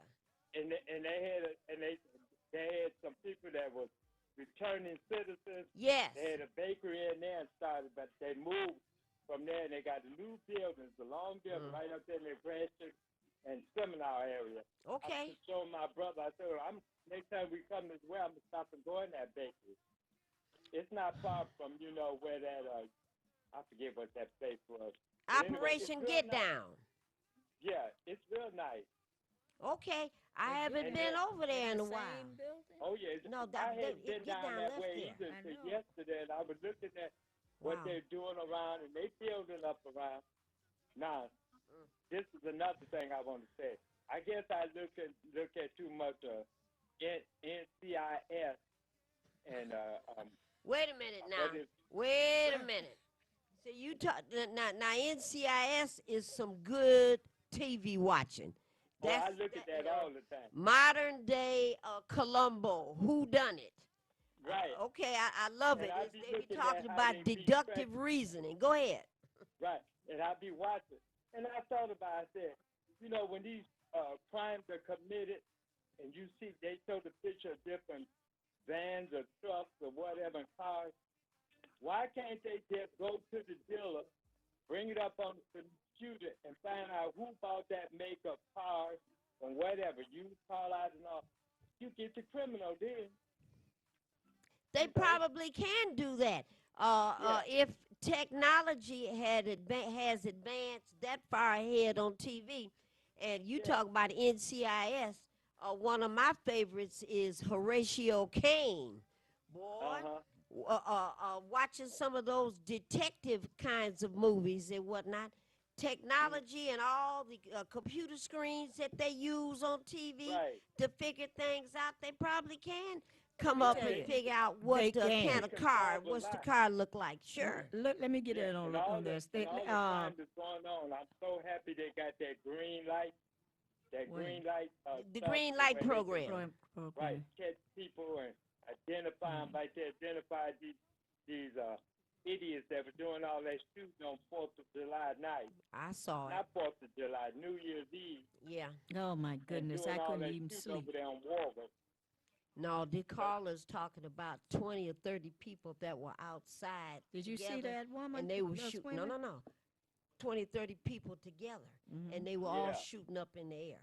And a lot of them Oh are on parole or probation and wearing tethers. It So was they a already bunch got, of I think, them. 7 of them identified. Handguns. They going back to jail. But did you see the 3 women that died as a result of people forget when that bullet goes up, it's got to come down. And it comes down, you know. 3 of them. Now, I live in the Wayne State They area. weren't participating in And it. 4 o'clock in the morning, I was hearing gunshots, and I know they were over in them townhouses around the corner from me on Trumbull. But, you know, that's 4 in the morning. Don't they go to sleep? Not on that night. In my neighborhood, gunshots started about 5 minutes to 12. By about 10, 15 minutes after 12, and I know this because I was down in the basement in between the walls, guarding myself from stray bullets, right, which is where I go every year.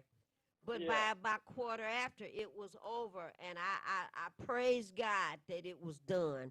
And Marion is just not telling me. I hadn't heard that 3 women passed because of stray bullets. Right.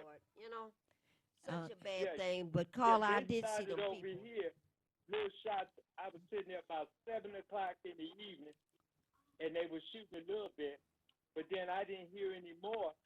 And so I was laying there asleep, listening to the radio. When I woke up, I heard gunshots.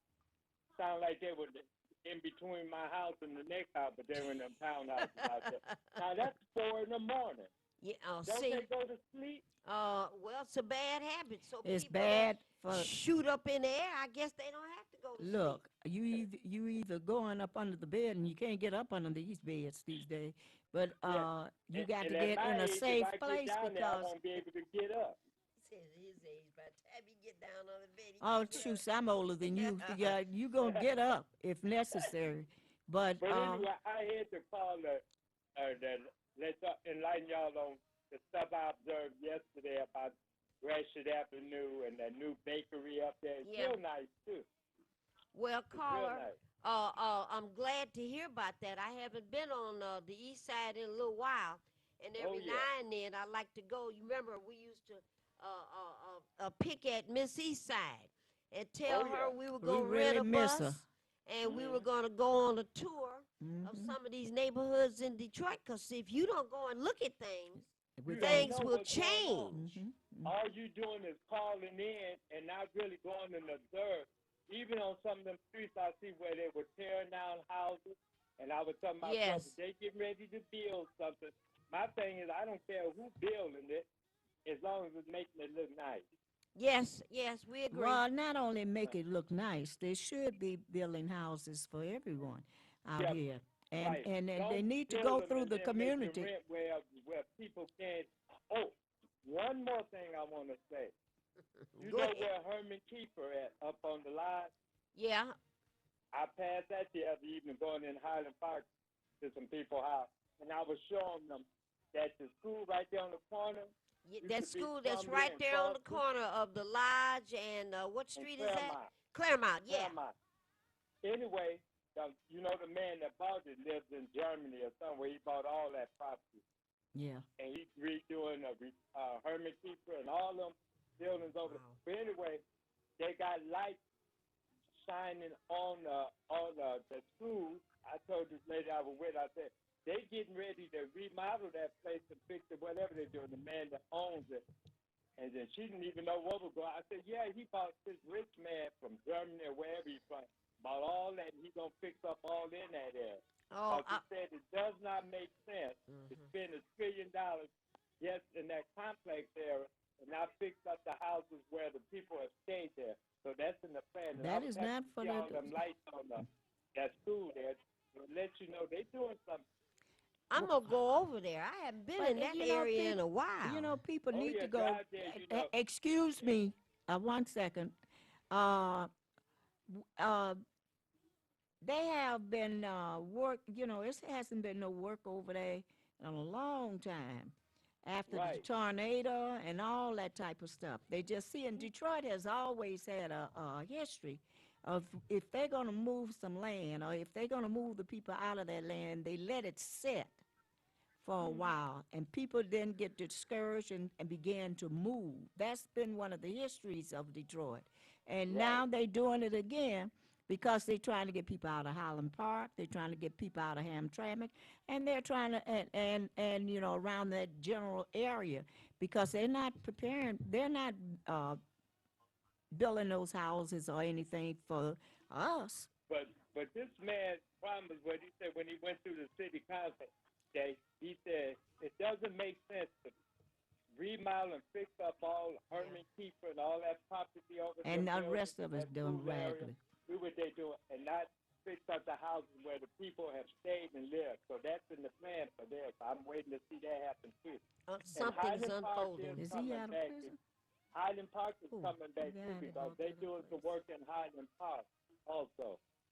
Well, caller, you are giving us some updated information about construction and renovation that's going on, some on the east side, some on the west side, that for sure we need to go around and take a look at some of these things. Affordable housing doesn't seem to be available anywhere, but, you know, always have these developers that buy buildings and all of this and renovate, and you just wonder, you know, what is it for? So I think you have a right to be suspicious, paying attention to what's going on, and I haven't been over that way in a while, but I'm going to go east and go up and down Gratiot, and I'm going to check out Claremont, too, this weekend. You know, like you said, we can get one of them school buses, maybe the Detroit Public Schools will let us use one of their buses and go on a tour during the city. We'll get with Dr. Beatty and see if he will let us have one bus to tour the city. That would be a good project. Caller, let's make certain. From Detroit Public Schools in '98, I'm going to work on that project. Let's make certain that we make that happen in the next couple of months, okay? Okay. All right, very good. Have a nice evening, nice weekend. All righty, have a good one, and Happy New Year. Yeah, and I ain't forgot about the barbecue. Yeah, all right, well, it's just January, so we have 12 months. I'm sure it'll work out, okay? Oh, yeah. All right, thank you now. All right, bye. All right, so, Marion, he's been on the east side, and some renovation is going on over there. And been on the Claremont and the Lodge, and it's some renovations going on there. And new housing going up, all kinds of things going on downtown, you know. Around Jefferson Can't Avenue. hear you back there. Behind, you know, Jefferson Avenue, when my kids were going to school over there. I really want to go back there We again. really had, didn't even know, before they announced that they were putting that gym up off the river back there for the community and what have you. And then all of a sudden, all these buildings started coming up. Yeah. But you better have some money when you try to go in there. They're supposed to talk about low income and everything like that. People think that people are out here really getting a lot of houses based on low income, Maureen. I don't think people think that no more. That's Maureen, not the case. yes, you know how naive the working class is. Well, I do, but I think that I know people been talking about the lack of affordable housing. Yeah, but that's all they saying, too. You know, and not going into detail. That's one of the things I miss about Ruth Williams. She was because Ruth would find out what percentage of houses, apartments would be set aside for low income. Because they're supposed to do that. I know, because they have taken it out of there. Because they were supposed to, if they was going to build a certain percentage of houses, they had to a certain percentage had to go for low income. And Ruth came up with that phrase, low income. That's Remember right. that? Yeah. All right, because some of these figures that are being suggested as low income are not. And the other thing that was key that Ruth had brought up. Tanya, you're going to have to go to work now. Tanya Tatum. Okay, I'm telling Tanya, she got to go to work, but go ahead. Our girl, yeah. The other thing, it was the question of disabled folks.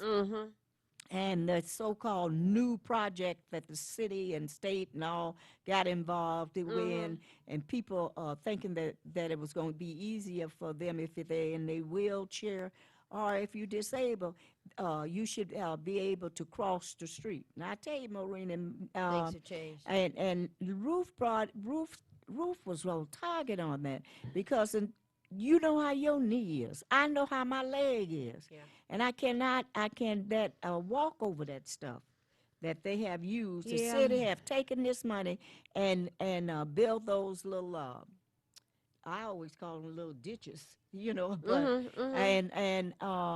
it is not doing the job that it was put there to do, and that's make it easy for folks that were disabled and trying to get across the street. Let me just put out a call to action for folks that are living in public housing. Oh, my And goodness. that means folks that are living in Smith homes, folks that are living in Sojourner Truth homes, folks that are living in, what's the one that's over here, Warren and 75, I forgot the name of them. Folks that in Garden View Estates, I know a private developer purchased it, but those were still properties designed for low income folks to live in. And here's the call to action. We need you to get some information. We need to know what percentage of the apartments, of the townhouses, are supposed to be set aside for low income persons. And I say that, Marion, because having visited Garden View Estates a couple of times, it is available and open to market rate earners of $45,000 a year and higher. You can purchase and you can rent a townhouse where it used to be Herman Gardens. So here's the call to action, going out to Ms. Byers, going out to Ms. Johnson that used to be over there at, Brewster Douglas. See, I need Miss Eastside now because she will remember all of the different public housing areas.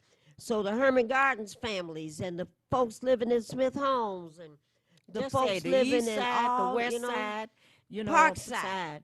All of it. You used to come out when we were organized in housing. I know it, in housing, and Jeffrey Public Housing was one of the ones that had leaped out to try to get those houses saved for the people over there. Look, don't let those people have died in vain, and you're not out here. Well, let's call on the grandkids.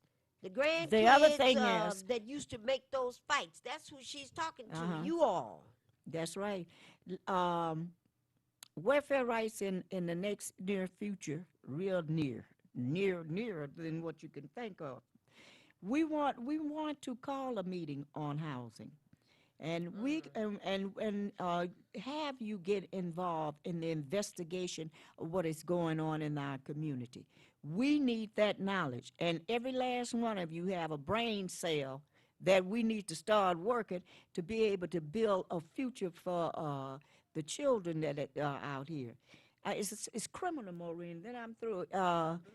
When you look at the senior citizens, when they first moved into senior homes, they were so beautiful, and they had all these rules and regulations, and they started dying away, and they tried to say it was the people in those places. No.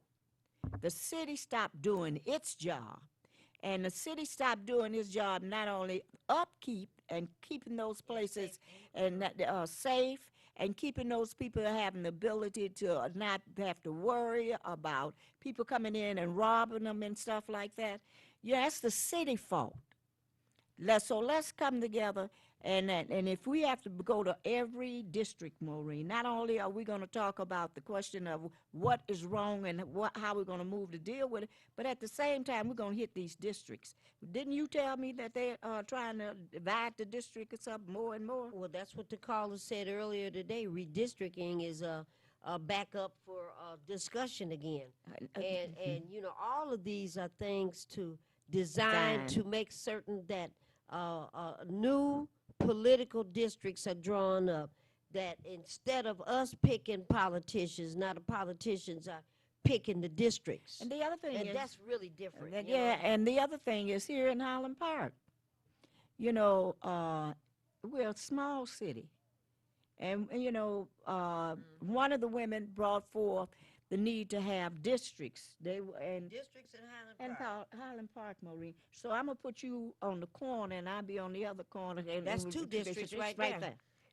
That's two districts. Crazy. But that is stupid. That's Because just what are you crazy. doing is, if you go deeper, you're going to have communities fighting communities. Of course. For the little petty pension money that they might put over here in in other heaven. words, people are not going to be able to argue and negotiate for No. the entire pie. No. You want just that section over here. Mhm.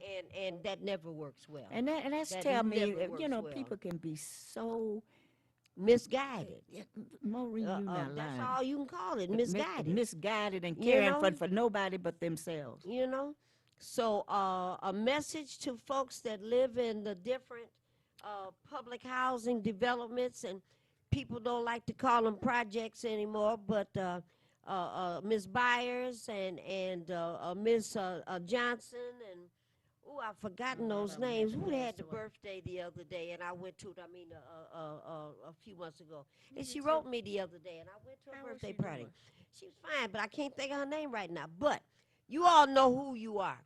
And if your mom or your dad or your grandmother or your grandfather was involved with organizing at public housing, you should be calling us down at Welfare Rights and leaving your name and your number. And that's Tanya Tatum. And some of the Johnny and some of that crew, because we're going to have to go back out and start organizing in housing again, because, Marion, I think housing in 2020 going to be an issue. We can't wait. We can't wait for people to get interested, because they don't think it's going to happen. So we might have to get a group of people, younger folks who got better needs than you and I, get them ready to go, because they don't think we know what we're talking about. And right around June, July, August, we all going to be busy getting ready for the election. All of that's going to happen. But don't forget, Marion, I went down to HUD, met with Miss Shaughnessy, who looked at me and if eyeball to eyeball and told me HUD is getting out of the affordable housing business. And when I asked her, well, what does that mean? What are people supposed to be able to do? She said people will have to develop their own options. Then we need to develop our own options. Now, Marion, I went to, again, I'm going to give this example, then we better read these flyers. I didn't know how to say it. Herman Gardens being changed over to something called Garden View Estates, and changed even more so. A developer bought it. And now market rate rent is possible, and they starting at $45,000 a year. You can buy, or not buy, but you can rent a townhouse. Oh, God, I can't even say it.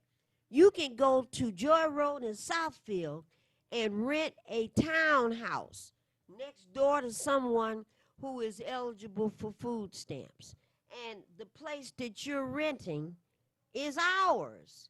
And they're letting folks with market rate options move in. I didn't think that would ever happen in my life. I never did. I didn't see that one coming. So, Mary, we got some flyers to read, because we're down to our last 6 minutes. So 6 minutes? Yeah. 6 minutes. All right. Here we are at that time of the year again, that we'll be celebrating Dr. Martin Luther King. Oh, hold on, Mary. Hold on. We got this one caller that's been holding on. Caller, thank you for your patience, and thank you for calling Ask Welfare Rights. Oh, hello. Yes, you're on the air. Yes.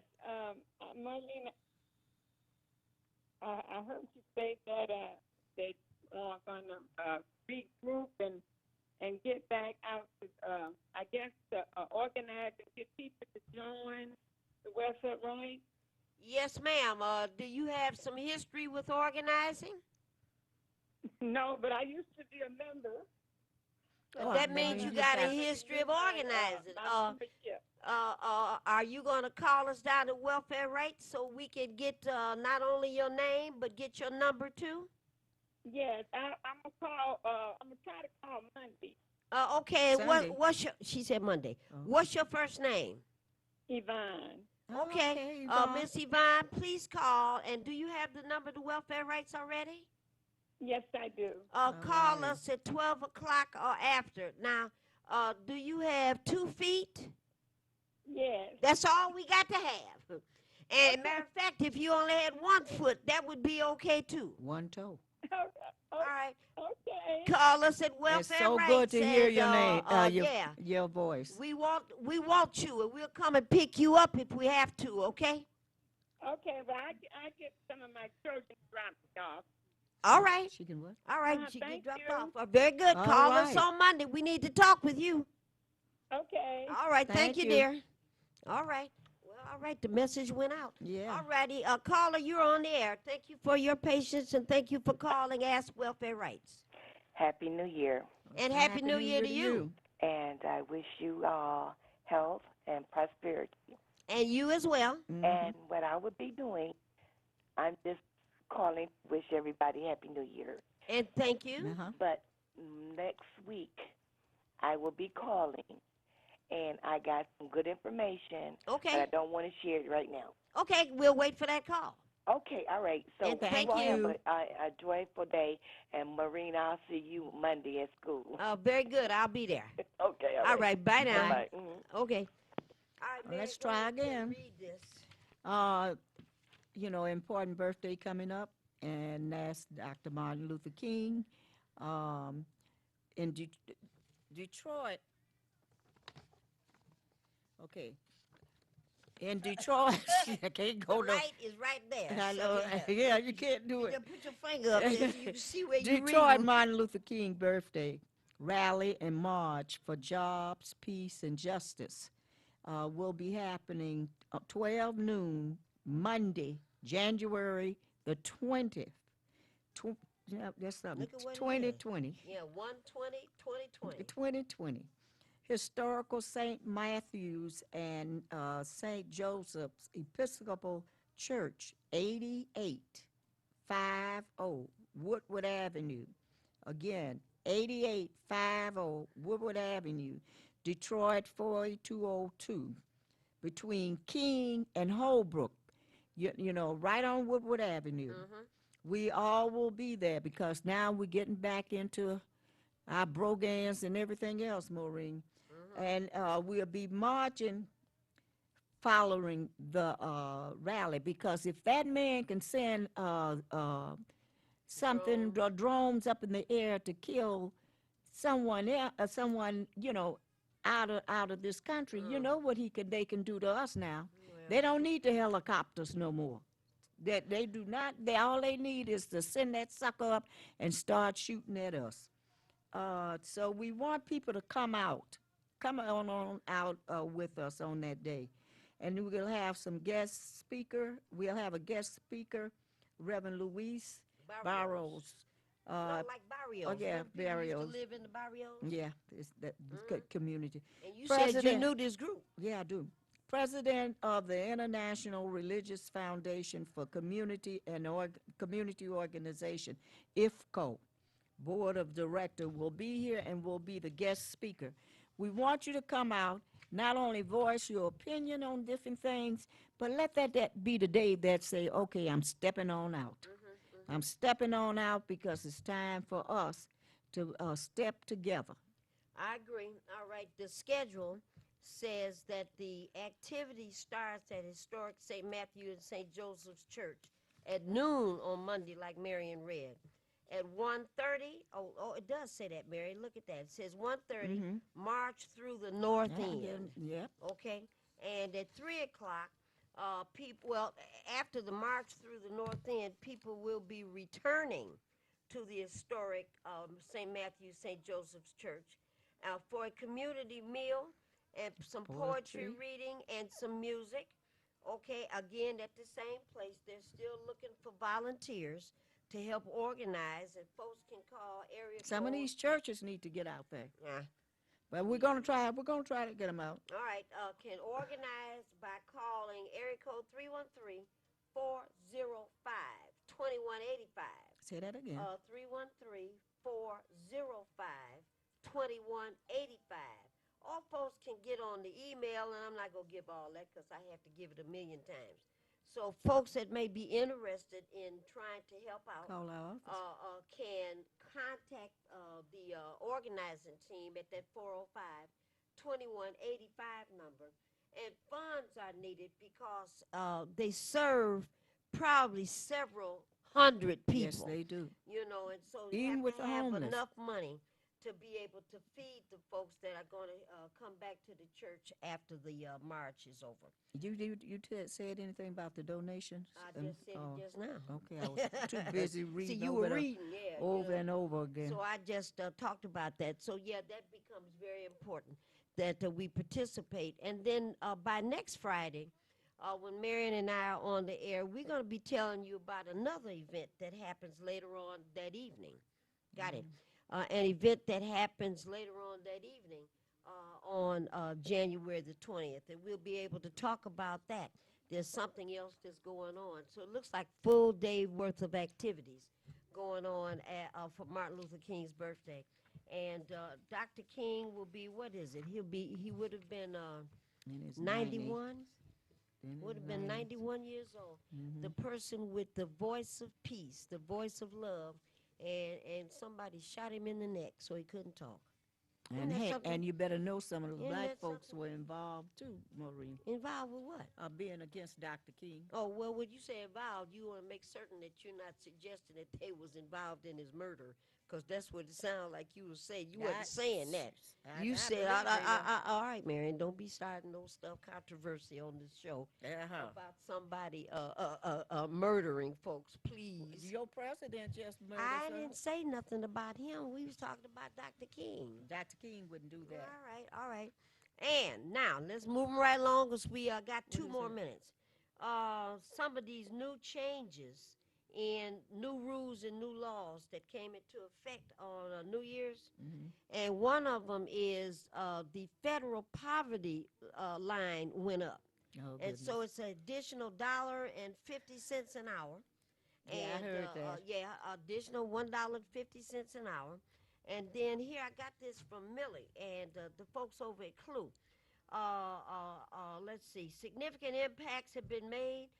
The board passed something called Ban the Box, raising minimum wage for county employees, increased funds for local road and infrastructure repair, several things. And I guess over the next 2 or 3 weeks, Mary, we'll get a list. And we'll start talking about those things that people are interested in that changed with the new year. And what we better do is one more thing, Marion. On the 18th of January, that's on a Saturday, we're filling up at least one bus. We got a few seats left. And we got $20 is the minimum we're asking people to contribute. If you don't have $20, we'll try to subsidize it. But on the 18th, that's the Saturday, 18th of January, we're going to get a bus, and we're going to go to Lansing, Marion. This will be the first time we didn't go to Washington, D.C. That's the Women's March. Yeah, and millions are going to be in Washington, D.C. Holland Park, Hamtramck, come on out and join You know, so you call us down at Welfare Rights, 313-964-0618. And tell us, yes, I want a seat for myself. I need a seat for myself and my son. I need a seat for myself and my grandson. And we're going to go, whoever wants to go. And we're going to take one bus, and we're going to go up to Lansing for several hours and talk about what we need as residents of Michigan. And let's make our voices heard. God willing, the creek don't rise. Marion and I will be back next Friday. So between now and then, we're going to tell you like we always say, goodbye.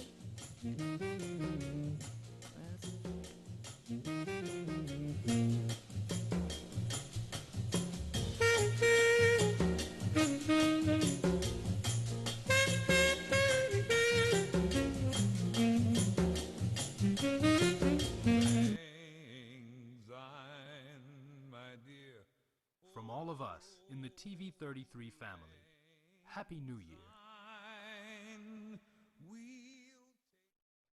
Pick up your copy of The Son of Man Speaks magazine 69788. That's 601-7. Pick up your copy of the Son of Man Speaks magazine today. With the Son of Man Speaks magazine, you'll receive automotive tips, wholesome recipes, financial advice, and most importantly, a true understanding of the Word of God. Get your copy of The Son of Man Speaks from these select locations. Sisters Braid 2, 18070 Mount Elliott, the Shell Gas Station, 13110 West 7 Mile Road. To get a subscription, call 601-786-9788. That's 601-786-9788. The Son of Man Speaks magazine, dedicated to becoming free indeed.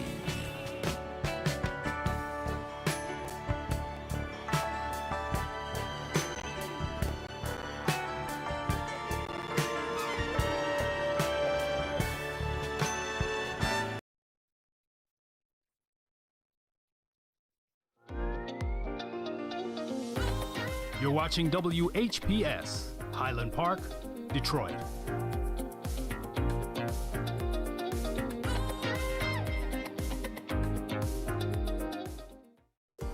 The views and opinions expressed on the following show are not necessarily the views and opinions of WHPS, its affiliates, management, or sponsors.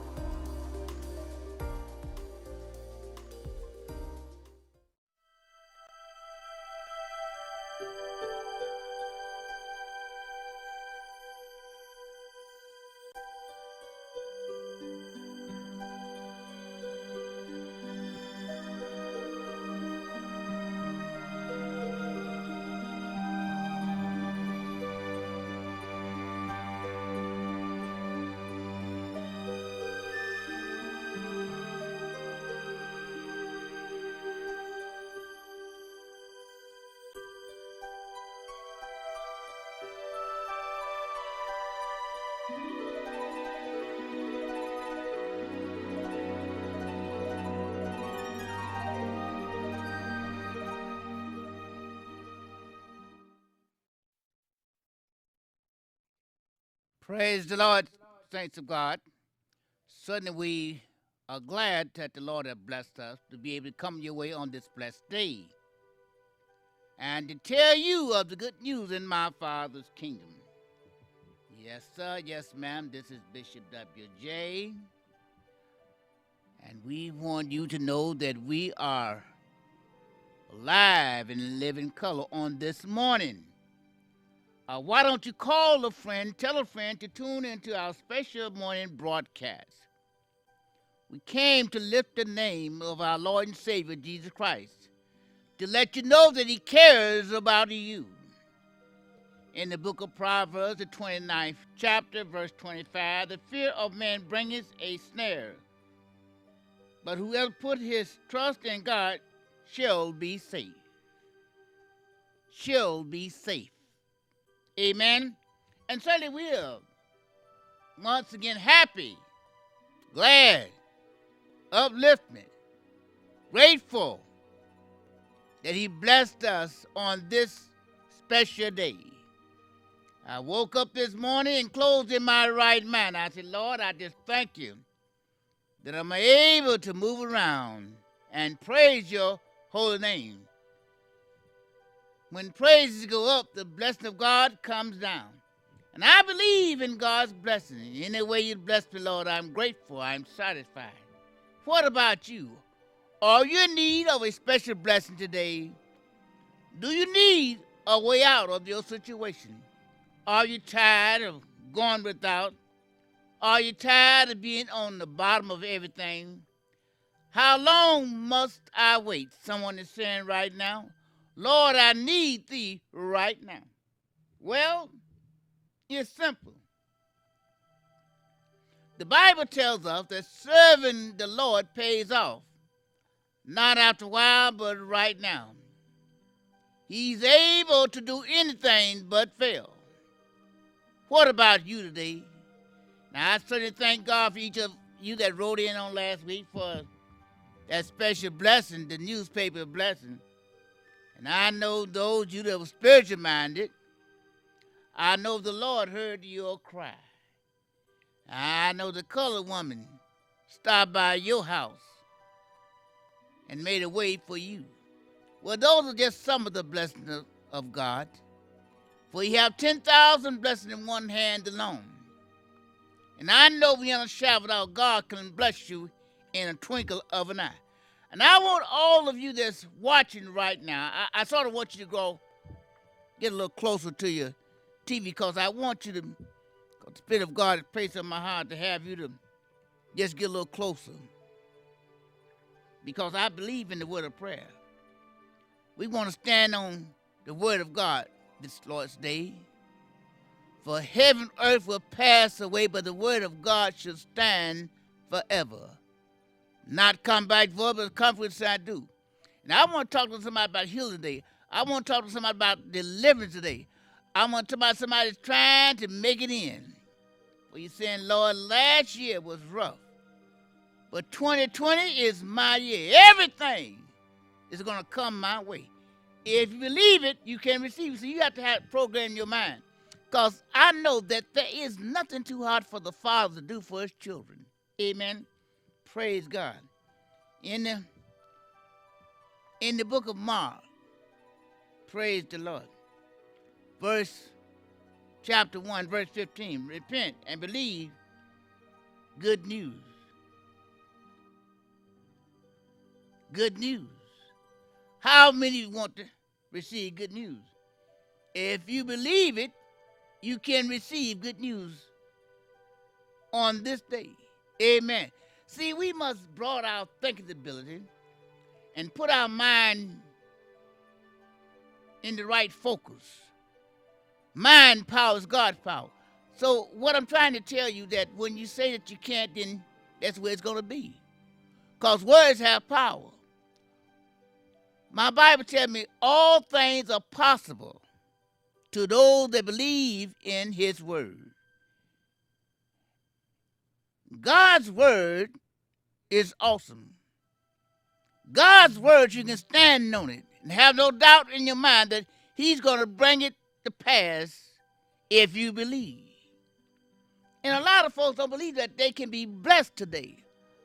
A lot of folks don't believe that they can come out of the situation that you're in right now. Haven't you heard the good news that's in my Father's kingdom? What he's done for others, he can surely do for you. For this is a day that the Lord has made. Why not rejoice and be glad about it? This is your day. Everything's going to go your way. All you got to do is put it in your mind right now. This is my day. Nothing's going to rock my boat. My boat is going to sail right on down that river, straight river. Amen. There's going to be no stopping, no turn back. Amen. I'm going to go all the way. So you got to have your mind in tune with him that dwells within. See, the Spirit of God is awesome. Praise God. Hallelujah. My God Almighty. And somebody right now, you're watching this program right now. Amen. Praise God. And you're saying, Lord, I need this. I need this. I need that. Let's stop. Stop. God already knows what you need. Why not say, Lord, I thank you for blessing me with that I need right now. I thank you, Lord, for opening the door for me. Lord, I thank you for watching over my family. I thank you for keeping me from all danger and harm. So when you start thanking God for the things that already have done, more will be added unto you. Amen. In the book of Matthew, amen, praise God. Amen, praise God. I think this is around about the 6th chapter.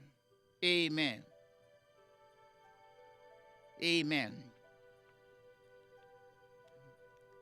One verse somewhere in there. But one of these little ones who believe in me. If you are a child of God, you have to believe in your Father who art in heaven. Bless his holy name today. He is the head of all our lives. He's Shaddai. the Prince of Peace. Hallelujah. Some call him the Lily of the Valley. Some call him the King of Kings. But I call him Sweet Jesus, who is the head of all our lives. In God I live, in God I have my very being. As we look at Luke, the 8th chapter, the 50th verse, just believe and he will be healed. Or she will be healed. See, he told the woman, the widow, the woman that had the issue of blood, just believe and she'll be healed. Amen. So that's why we have to believe. Amen. And as we go on a little further in the book of John, the 10th chapter, verse 38, you do not believe in me. Believe in the miracles. Jesus asked the question, you don't believe in me, believe in the miracles that I've shown you. He's a miracle worker. Listen, you got to stand for something today.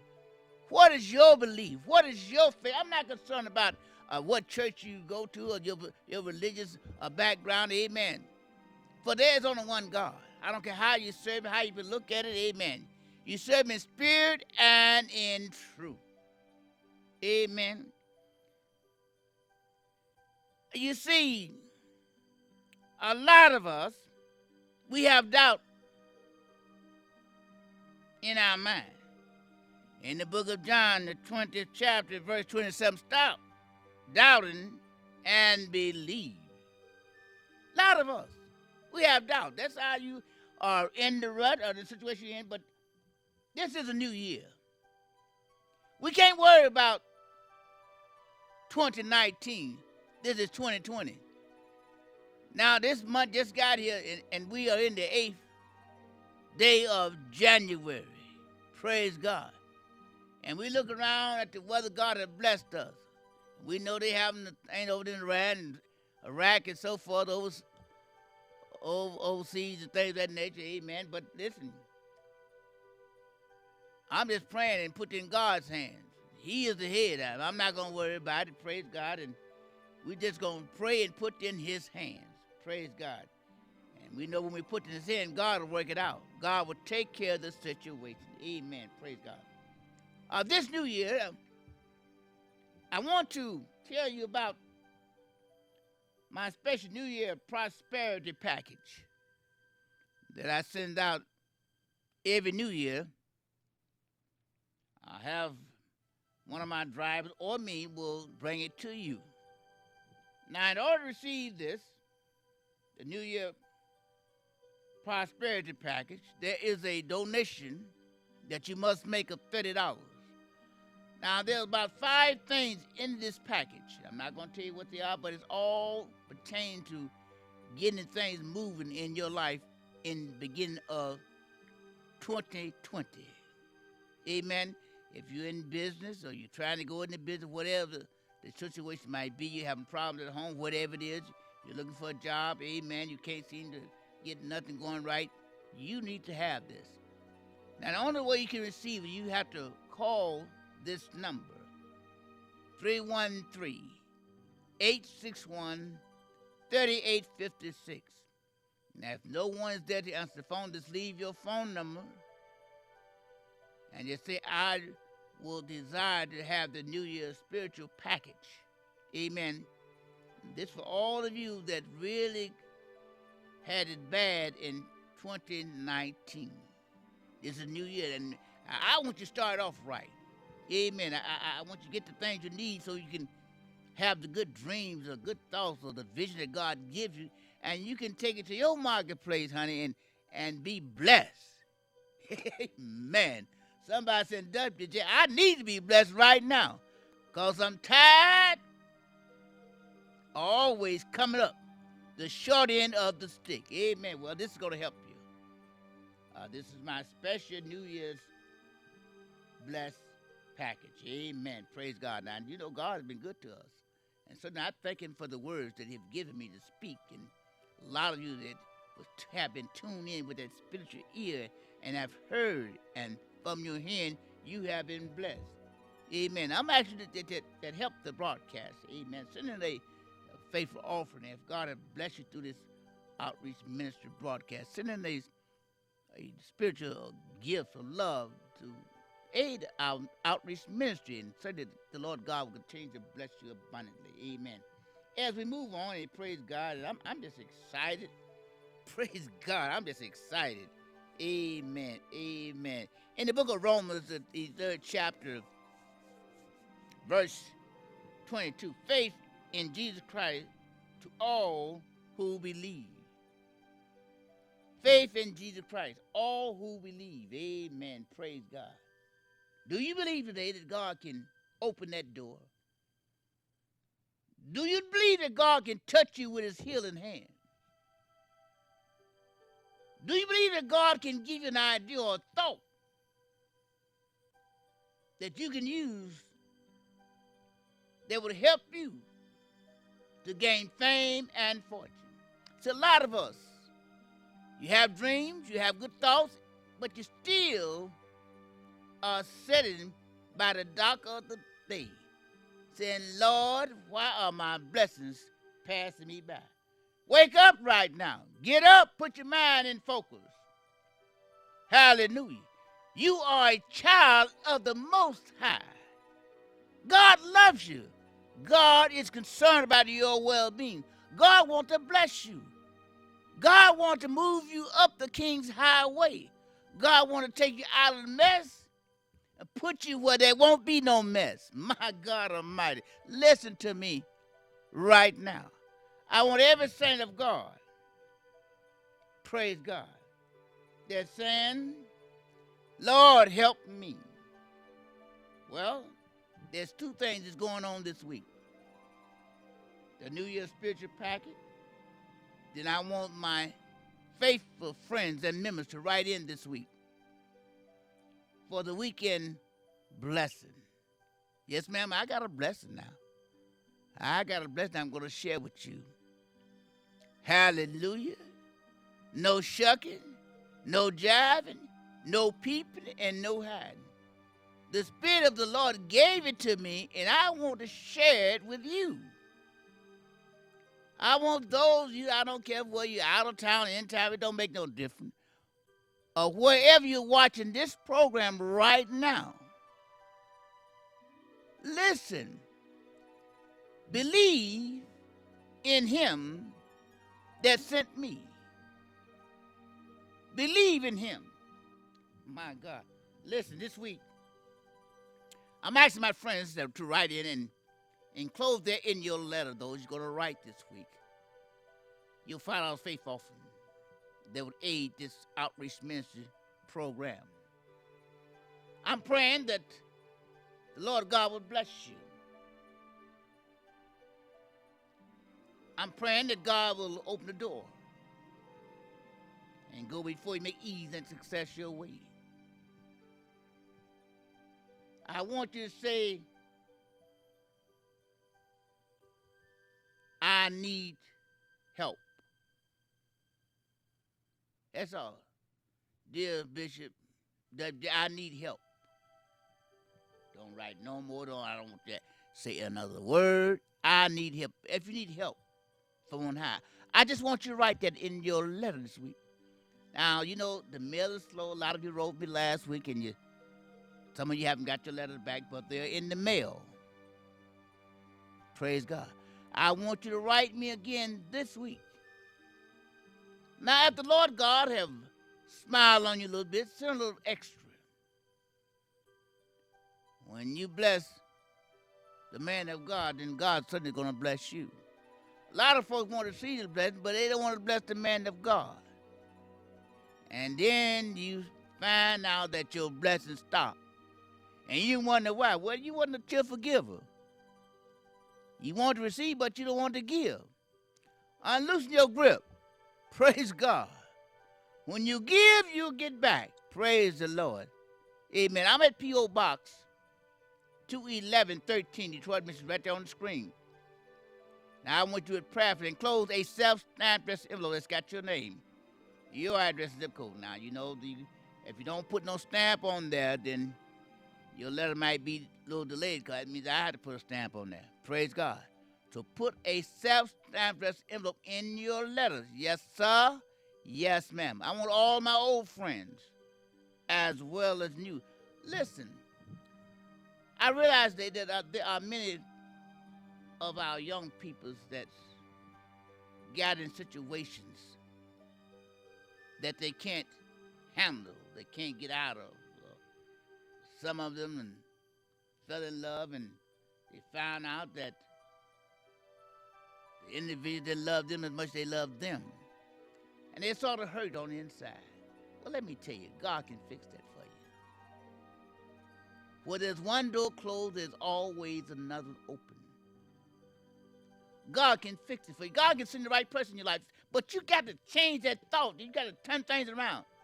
So I'm not going to worry about that no more. God's got something better for me. That might not have been what you needed. God supply all our needs, and you must realize that. See, a lot of times we focus on one thing, and God knows that it's not what you need, and sometimes it sort of put a pressure on you. Amen. It makes you say, Lord, I just don't know what's going on. Look like everything I try to do does not work in my favor. Stop. If you're going to be living in a miserable situation, then you are not with the right individual. Change it. Sometimes you got to change. Amen. Let it go. Move on. Hallelujah. And that's what's wrong with a lot of young people today. Then they start doing things they shouldn't do. Amen. Doing this, hanging out, and praise God. And I'm not kind of criticizing the one, but listen, that's your life. And you got to be concerned about your well-being. You got to think of what you want to be doing in the near future. How you want things to be in your life. It's time now to think for yourself. Ain't nobody's going to think for you. Listen, let me get back to what I was talking about. Amen. Praise God. Listen, send me that donation in here. I want all of my friends to write in this week. If you don't like me, still write me. Praise God. Hallelujah. The mail address on the screen right there. Amen. Write it down. Keep it in a safe place. Write in this week for the weekend blessing. Lord, bless me.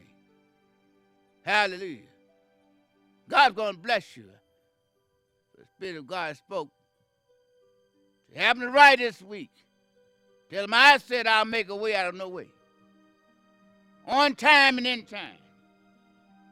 Don't forget to put your $5 faith offering in your letter. Amen. Along with Steph envelope. Amen. Now I'm going to be at the religious counter, the religious section of the church. That's every Friday, every Saturday, from 11 until 5 p.m. Those of you are in need of special blessed oils, candles, incense, or any other thing that you might be in need of to help you to be motivated and help you to change things in your life. I'll be there Friday and Saturday. Also on Sunday, our service starts at 11 a.m. So come and be in the service. Amen. You know, we prayed about the apple on this week, and certainly the Lord God heard our cry and blessed the saints of God. It looked like time is suddenly moving on, and I've enjoyed just to be able to come your way. Amen. Remember, whatever you're going through, it's not yours, it's the Lord's battle. In the book of Proverbs, 20th chapter, verse 15. Amen. It's the Lord's battle, so it's not yours. So all you got to do is turn it over to God. Amen. I had some things wrote down in my little notes. Hey, praise God, and you know, I'm just excited to know. Amen. I'm walking on up the King's Highway. I come this far by faith. Lean on the everlasting word of the Lord my God, who sits high and looks down low. Today is your day. Amen. Right now, before we get ready to go, we're going to send a prayer your way. Father God, every son of God that's watching this broadcast, Lord, I don't know their needs. I don't know their desire. I don't know what they're going through. But Lord, I pray everyone that's watching this program right now, Lord, I pray that you would touch them right now with thy mighty hand of healing, thy mighty hand of delivering. Touch them, Lord, from the crown of their head to the bottom of their feet. Lord, let the blessing from on high flow in their life just like a mighty river. Lord, I can't do it, but I know you have all powers in the palm of your hand. Lord, bless them right now. In the mighty name of Jesus, Lord, we speak it right now, and we know it to be so. Now, if you believe it, you can receive the blessing from on high. This is your day. Don't let nothing stop you, nothing block you, or get in your way. Move on up the King's Highway. I'm so glad Jesus lifted me. Praise God. Lord, we bless him right now. Lord, we thank you right now. In Jesus' name, amen. Praise God. And I pray that you be blessed in an awful great way. And we ask you to continue to watch our program each and every week. We try to encourage you to let you know God already knows. And I'm a firm believer, I don't care what's going on in your surroundings, God can still come and change things in your life. That's the kind of God we serve. He made you in his own image, so he knows what you are in need of right now. Dreams do come true. Keep on dreaming. Don't let nobody change your thoughts. Don't let no one steal your dream. I'm on my way up. Nobody will stop me. Nobody will block me. No one will get in my way. I'm a child of the Most High. And the God in me is awesome. The God in me is dynamite. The God in me can do anything but fail. Hallelujah. Praise God Almighty. This is his day. And I want you to know to walk in faith today. And if you do that, you'll be all right. We love you, and we're praying with you today. Peace and joy belongs to you. We want you to tune in next Wednesday at the same time, and we'll be telling you more about the goodness of an almighty God. How you can be helped, blessed, and live it. Change your thoughts. Change your mind. And say, I got a brand new idea in my mind today. I am a child of the Most High. We love you and thank you for tuning in once again. Your humble servant, Bishop W.J. God bless you, and may the Lord keep you, is our prayer. We love you.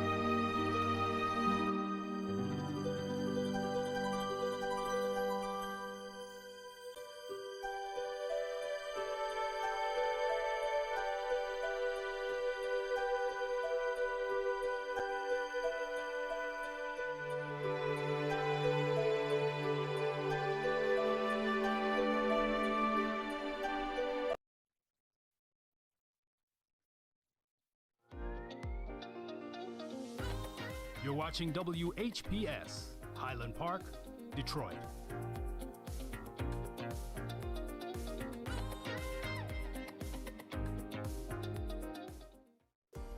The views and opinions expressed on the following show are not necessarily the views and opinions of WHPS, its affiliates, management, or sponsors.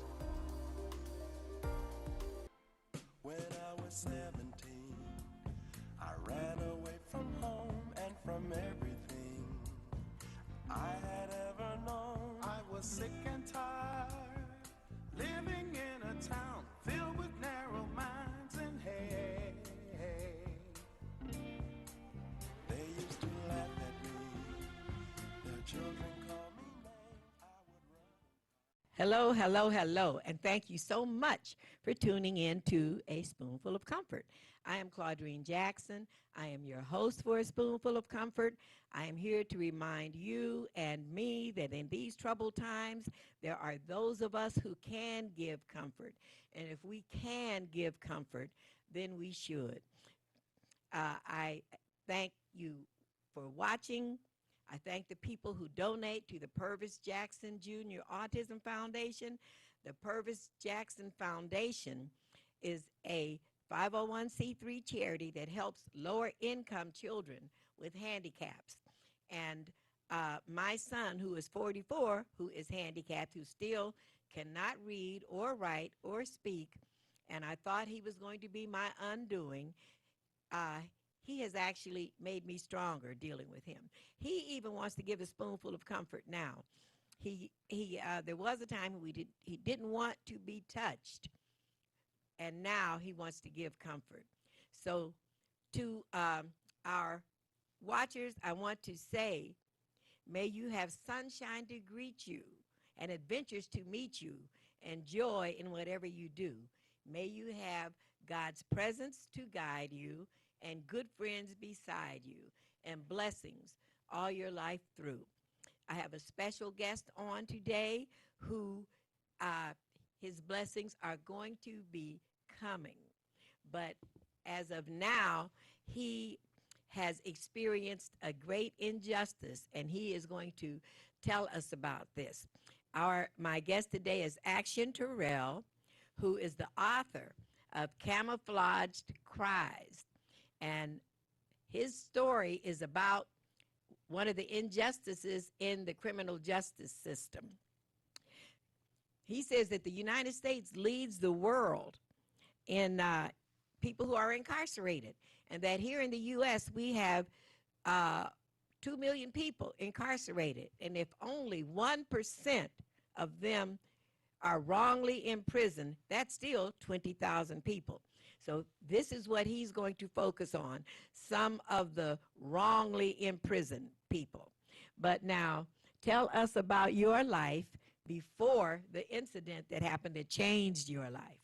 Well, my life was that of a normal person seeking what they call the so-called American dream. Yes. You know, in which you go to work, you come home, you live life. You know, you eat good, you eat the American pie, the cherry pies, all the McDonald's and everything. I was doing pretty well for myself. I had started a small computer business in which I allowed people to come in and build their own computers. All right. It was called All Action Systems. It was pretty new and off the ground because it was a new concept in the technology world. Yes. So, you know, that along with just living life was easy, smiling. I was coaching and doing things I love to do. So where were you coaching? I was coaching at Cass Tech High School. Were you a teacher, an instructor there also? No, I was just a coach. Okay, what did you coach? Coached football. Oh, wow. Wow. So do you want to, well, first of all, Action has a son who's handicapped by autism. Yes, I do. And I have a son who's handicapped by autism. So we want to say something about them. What is your son's name? My son's name is Jaden. Today is his birthday, too. I hope he's listening and saying, happy birthday, Jaden. And I want to share with you something that Khalil Gibran said about children. Are you familiar with Khalil Gibran? A little bit. He said, your children are not your children. They are the sons and daughters of life's longing for itself. They come through you, but not from you. Wow. So that helped me deal with my son's condition at a time when I really needed to hear something like that. When I felt like, because your son is younger. Yes. How old is your son today? As of today, he's 11. Oh, wow. Okay. Yes. Well, my son was born in 1975, and back then they said that the parents caused autism. Wow. So I accepted. I messed my son up, and I felt so guilty. And then another psychologist became the parent of a child with autism. And that's when they started saying, well, the parents didn't cause it. Okay. So my son is on the lower end of the spectrum.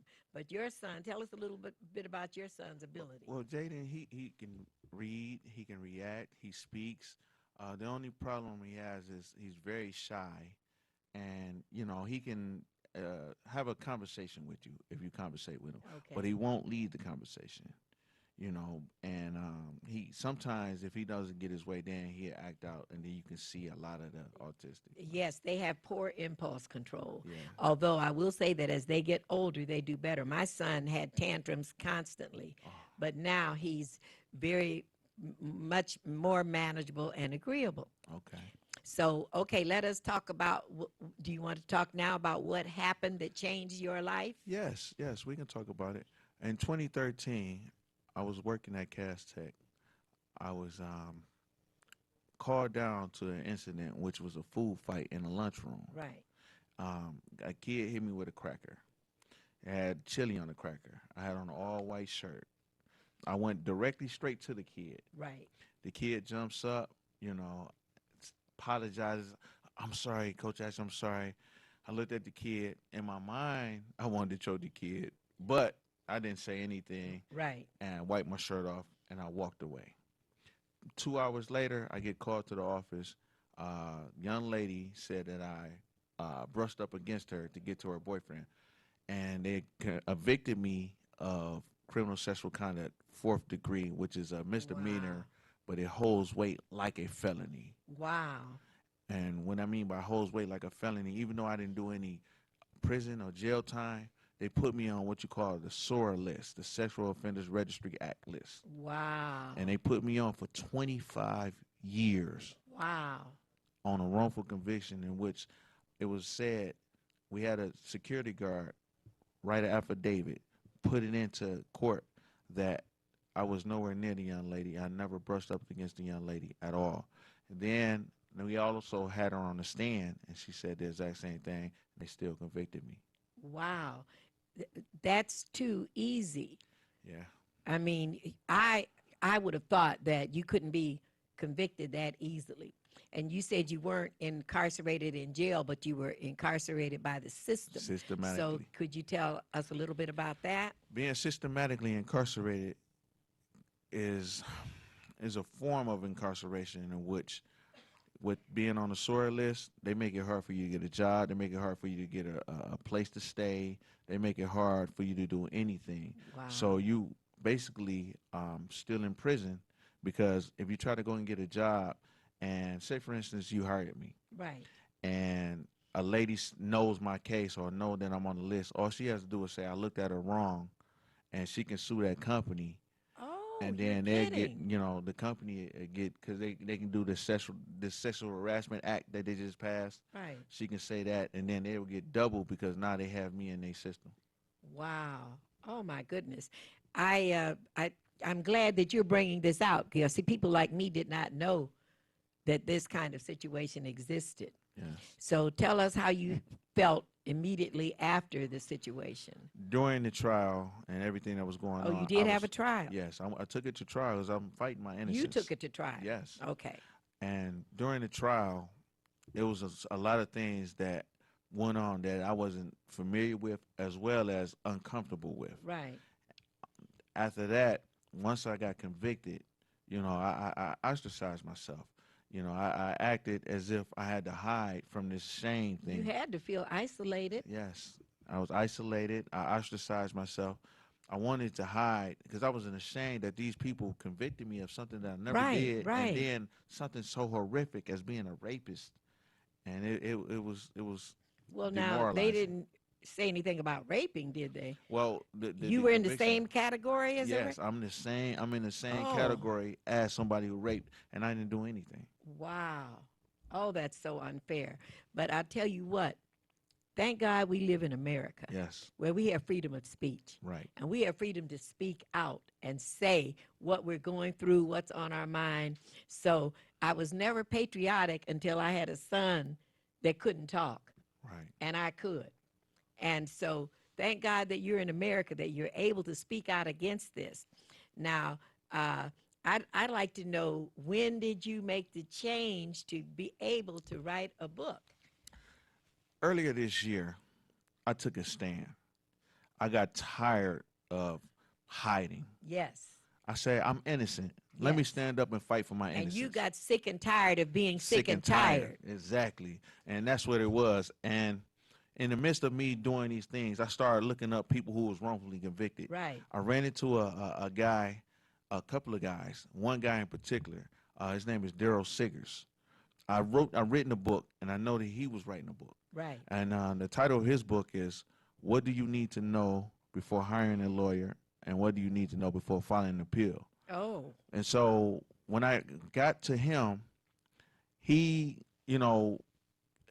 he's did 34 years in prison for something he didn't do. Amazing. So that gave me the strength. If this guy can do it, and I'm out here and I'm fighting, I can do it too. So that's how I got the strength and started changing my life and started coming out, talk, getting on shows, want to meet with people, along with him introducing me to people and just getting to know people. And when did you decide to write a book? I'm sure that your book was like my book. It practically wrote itself. Exactly. The book was already and this is the book, Camouflaged Cries.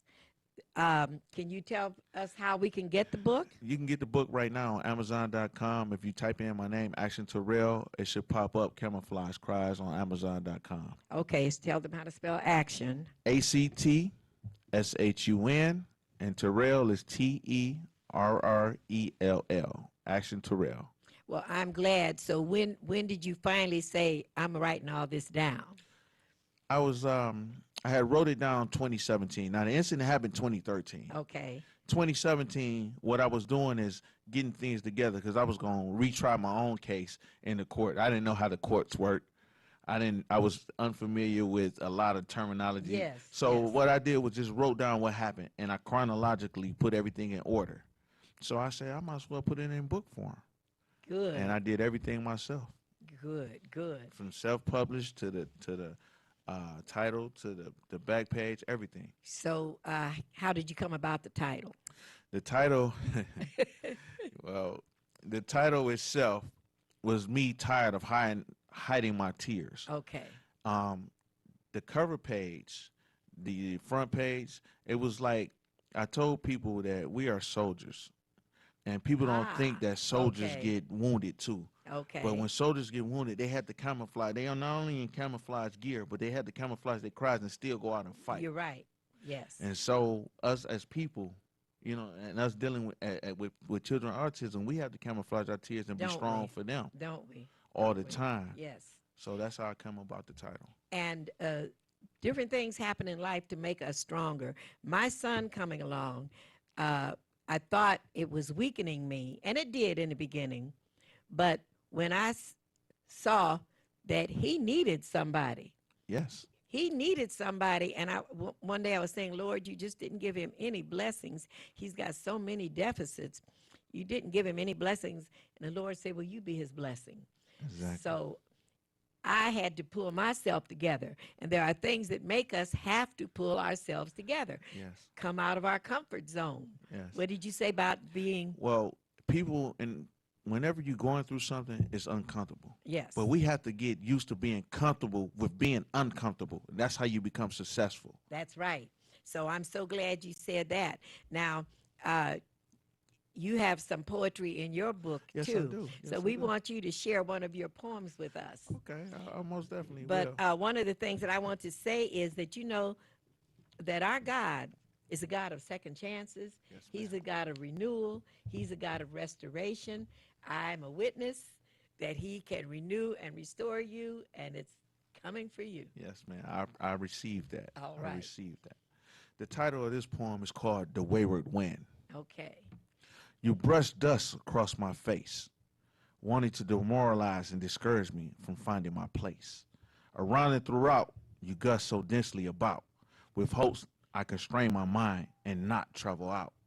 You thrust pollutants into my thoughts, my dreams you try to douse, creating a sense of despair coupled with self-doubt. As I open my door to overcome any obstacle you plunge, you desperately attempt to get me back where I've begun.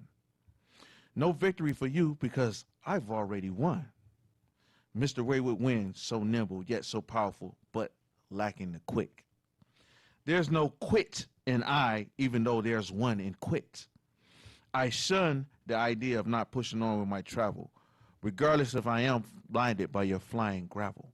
So I turn and face you head on, denying any chance of going back home. Seeing glorious smiles of true friends lets me know I wholeheartedly overcame the wayward winds. Oh, beautiful. You are a survivor. Yes, ma'am. And you are here to show us that surviving does happen. As I am, I want to share one of my poems with you, Yes. He Who Holds the Future. Okay. When storms are raging round me and I'm drowning in quicksand and unhappy things that are happening, things that I don't understand, when I don't know what else to do, I'll just do what I can, because He who holds the future, He also holds my hand. Wow. I'll believe that God is with me every step of the way. If He brought me to it, He'll bring me through it. So in His care, I will stay. And I will face my future according to His plan, because He who holds the future, He also holds my hand. Yes. And your hand. Yes, ma'am. That right there, that was awesome. That was powerful. Well, I feel it. Yeah, and remember it. Yes. That He who holds the future, because you still have a future. Yes, I do.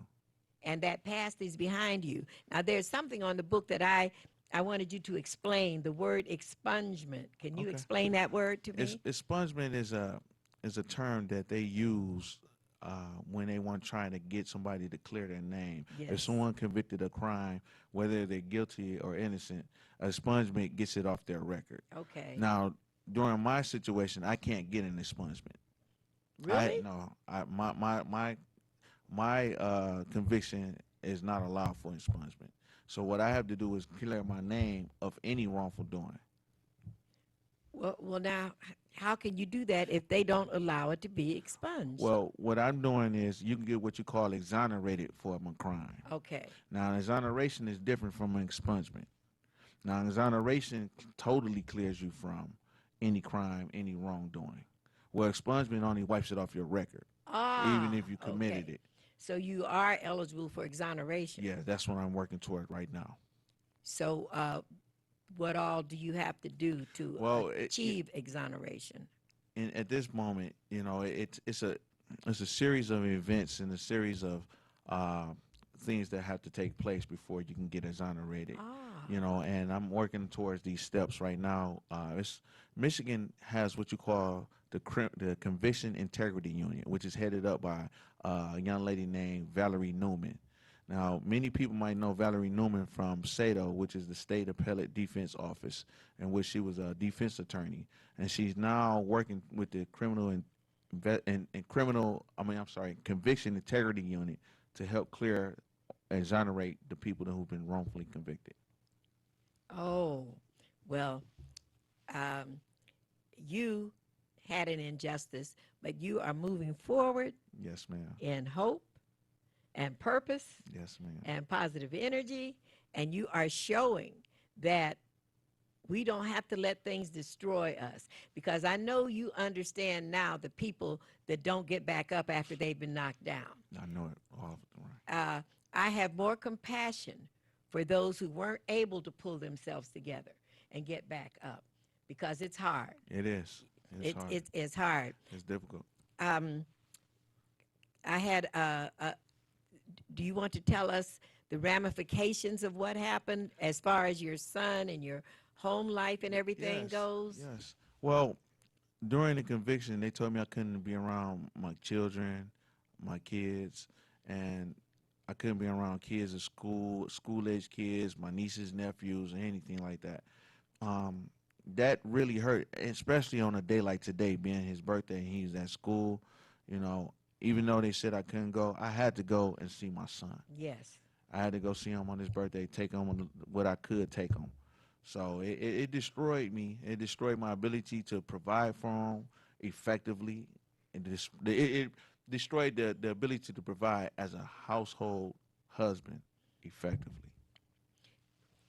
I believe that you will be restored. There's a scripture, I'm not sure which one it is, where he says, I will restore everything that the enemy has taken from you. Okay. And when he renews and restores, you will have greater compassion for people that are going through what you went through. And we're all going through something. We go through something to get to something. To get to something. Yes, ma'am. And you are getting to something. Yes, I am. So I am so proud that you are courageous, because this takes a lot of courage. Yes, it does. It took a lot of courage for me to get out and tell my story. And my story is about a handicapped son. So you have a far serious story. Yes. So I know how much courage it takes for you to get out to tell your story. Courage is you know, is just a small, minute word. You know, it takes not only courage, but it also takes inner strength that you don't know where you can get your next power from, or the Yes. next thoughts that you have. So building this character up, I think more integrity than anything, to do the right thing. Yes. Because as a parent, I was once in denial about my son. So was I. You know, A until I lot had of to us really, are in denial in the Yeah. beginning because they look so normal. Normal. That's one of the characteristics of people with autism. Right. They don't look like they have any problems with them. And with me, with my son, he was extremely aggressive and extremely hostile. Okay. And I went through 3 years where I would not even take him out of the house because people would tell me, "Oh, you shouldn't even bring him out." Right. Can you believe that people would say that yes, to me? Yes. I know that firsthand. Okay. But then, just like I overcome this conviction, Yes. I overcame that because I told them, if you don't like my son, that means you don't like me. Now you sound like my husband. His father used to say that. And for people who have seen this show before, my husband was Purvis Jackson, the bass singer of the Spinners singing group, and my husband was the force behind the Purvis Jackson Autism Foundation that helps lower income children with handicaps. He was the force behind me writing the book. He's also the force behind me doing a TV show, and I also do a radio show because I did not have the courage to do these things. Okay. But seeing my son and others like him gave me the courage they need somebody. Right. They need somebody who cares Yes. and somebody to speak out for them.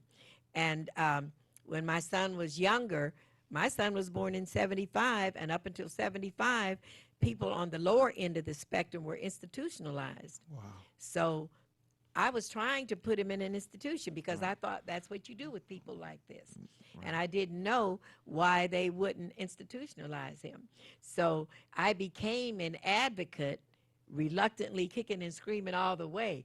But once I realized I have to help him. Right. If I want somebody else to help him.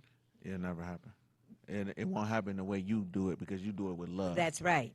That's right. And I was in that same predicament, and I told his mother, I said, well, we have to help him. We can't depend on these people to give our son the love and attention and affection he needs. And even though your son can communicate, he probably can't communicate about his condition in the way that you can. Exactly. Not yet. But I have met a lot of higher functioning people Yes. with autism that can speak for themselves. Exactly. And you've set an example for your son, so he may be one of the ones that when he gets older, he may be able to talk about his condition himself and how he feels. Because every time I would run into a higher functioning person with autism, I would question them and communicate with them and talk to them. And they explained some of my son's behaviors to me, like he would hold his ears all the time. Right. And he used to My son does scream, does he? Yeah. And I talked to some higher functioning people with autism, and they explained that certain sounds hurt their ears, so they cover their ears to keep the sounds from hurting their ears. Right. And Temple Grandin, who is a genius who has autism. Expert, Are you right. familiar with Temple Yes, Grandin? yes. So every time she was in Michigan, I would go to see her and talk to her, and she was a great inspiration for me. Okay. I was on the state board of directors of the Michigan Society for Autistic Citizens back in the 80s. Okay. Because we were trying to bring out awareness of autism, because since they had been institutionalized, this was something new in the community. Right. Easter Seals, Detroit Institute for Children, all the agencies that help our children did not help back then. So I was going around trying to find who's going to help my child, and there wasn't anyone. There are so many people that have been diagnosed with autism since then that now they have that help. But when my son was born in 75, Detroit did not have an autism program in Detroit Public Schools. Wow. I could not believe that. The only autism program was in Garden City, Berger School, and all the autistic people from Wayne County went to that one program. So it's still operating, and it was good for my son.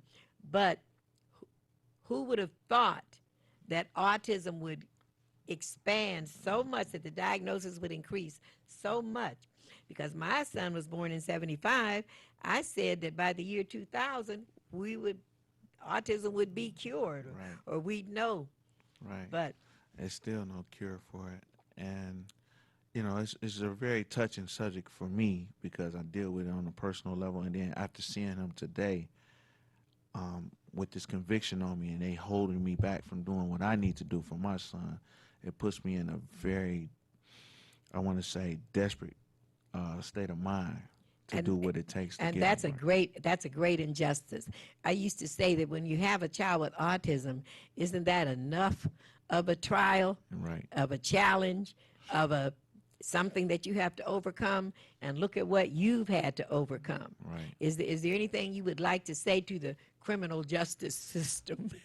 Well, I just want the criminal justice system to change the way it works, because people keep saying, oh, the justice system is broken. No, I think it's acting exactly the way they set it up to act. Really? Yeah, I think it's meant for them to do what they're doing right now. That's just my opinion of it. Because if it didn't, we wouldn't have, like I said, out of 2 million people incarcerated in the United States, we wouldn't have at least 1%.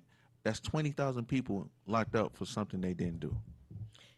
So the fact that you didn't get locked up did not change the consequences of that event. No, it didn't.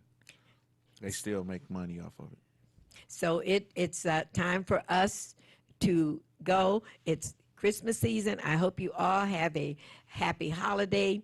But this show is something that needed to be done because we need to know about the injustice in the world, and we need to know about the people such as Mr. Action Terrell that are overcoming and teaching us what goes on. So thank you so much for being a guest on my show. Thank you, Ms. Thank you Jackson. so much for tuning in to A Spoonful of Comfort, and you be a spoonful of comfort.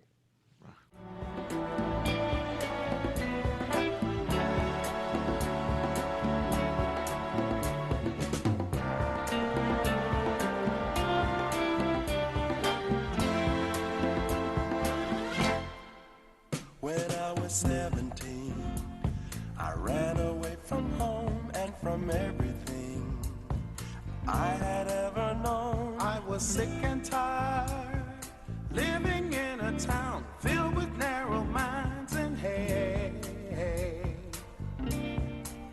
They used to laugh at me, their children called. Hi, this is LaWanda. This is our. You're watching WHPS, Highland Park, Detroit.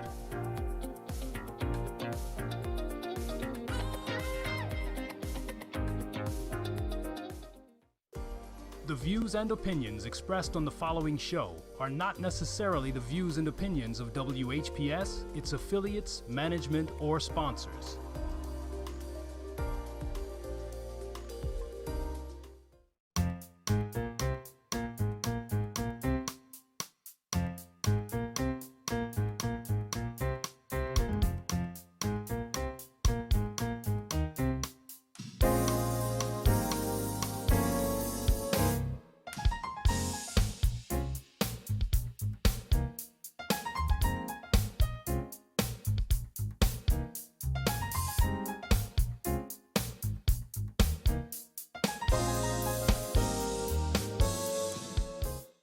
Good evening, ladies and gentlemen, and welcome to Urban Review. This show is brought to you by the Office of National Drug Control Policy, and therefore, the thoughts expressed on this show might not necessarily be the thoughts of the Office of National Drug Control Policy.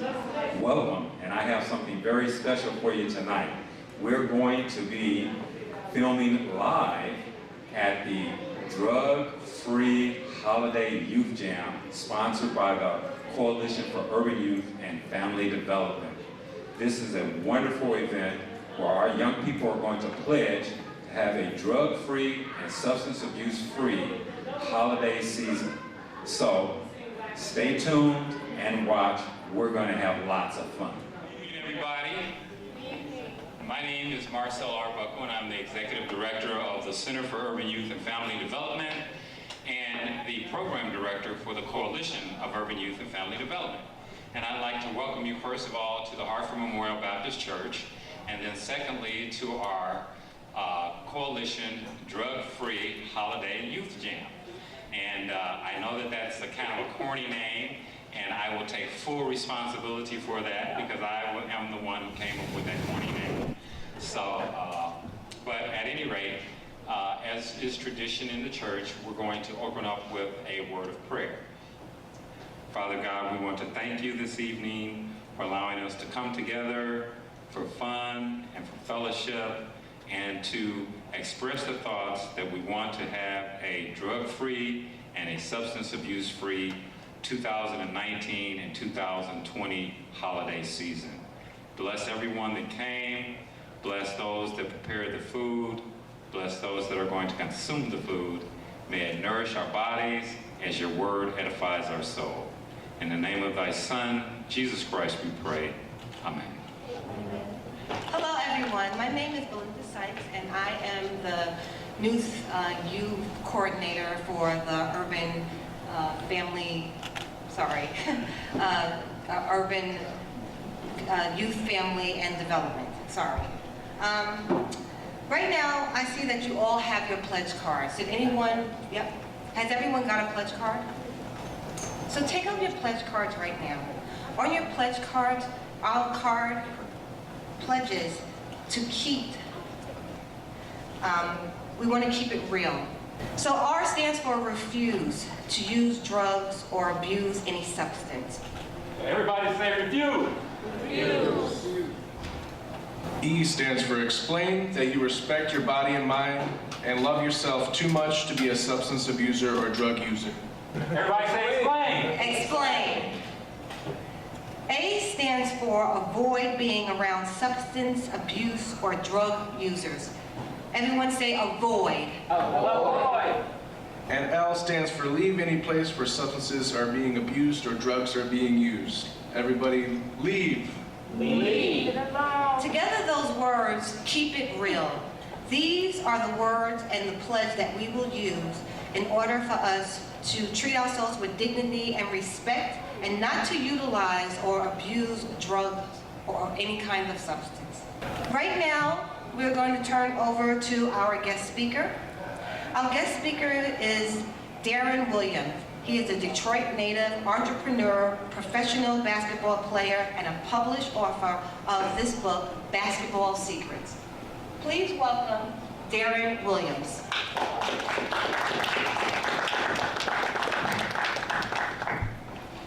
Good afternoon, everyone. Good evening, everyone. Good evening. I just want to make sure that we hype tonight because it's a Friday night, and I just don't want you guys just sitting there like, all right, who's this guy in this green suit? Hurry up, I'm hungry, the food smells good. First, it's an honor and pleasure to be here. I want to thank God for just allowing us just to be coming from all of our different backgrounds of life, but being in this one room, because if you are in this room right now, that means you are meant to be here. Correct? I just want to see you smile. That was it. Okay. Also, I want to thank this foundation because although this is a new foundation, it is targeted and it is geared towards making sure that the Detroit youth just come together just so we can have fun. Period. All right. And I can tell you, growing up in Detroit, Michigan, there was not a lot of opportunities for the youth to go play outside somewhere, or to actually go to a gym and shoot around, or to play video games together. 3 things. Grew up east side Detroit, 7 Mile of Hoover. You see drugs, you see stabbings, people get beat up, you got dead bodies behind the backyard. I know it's a gruesome thing, but it happened. This is where we live. But our outside circumstances does not truly affect us. What does affect us is the first secret. Would you like to know what that first secret is? First secret is this. The first step for you accomplishing whatever that you want to accomplish is to have a vision. If you have a vision of you passing your test, you will pass your test, because things in the universe will align properly for you to get the extra help that you need so that you can pass it, because you see that A on that test. So if you are growing up in the street, but you see a life of yourself as a businessman, and you close your eyes and you use your imagination, and you see a vision of yourself wearing a suit, driving a nice car, owning a business, helping people, having a vision, having an alternate substance of serving other people, it will happen. So that's the first secret, okay? If you want to be a doctor, if you want to be a lawyer, if you want to be a rapper, if you want to be a producer, if you want to be a business owner, if you want to be a pastor of a church, the first step is seeing yourself do it before it happens. I had no idea that I would go internationally to over 26 countries and win multiple championships in Italy and Sicily. But before I knew that's what it was going to be, I literally used my imagination. I saw myself wearing a jersey. I saw myself smelling the aroma of the gym with thousands of people.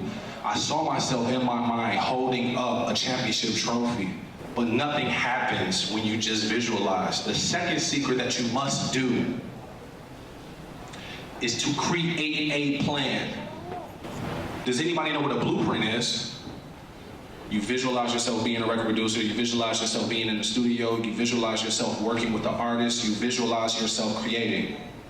What we just did there was we just saw her have a visualization of herself being a professional record producer, and she put together a mini plan to make it happen.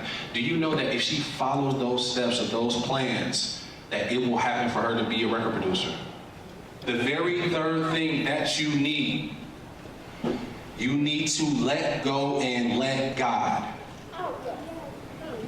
Does anybody know why letting go and letting God, does anybody know why that step is important?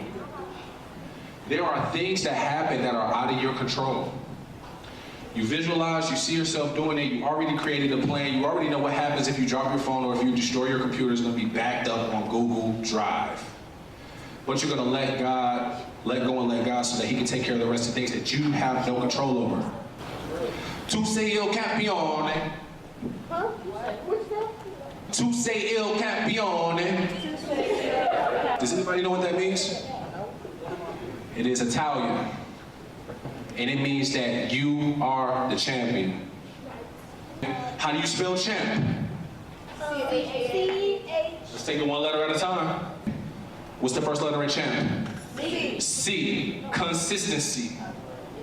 Which means that if there's something that you are doing periodically in time where people can watch you move forward, then more great things are going to happen because they are expecting it to happen.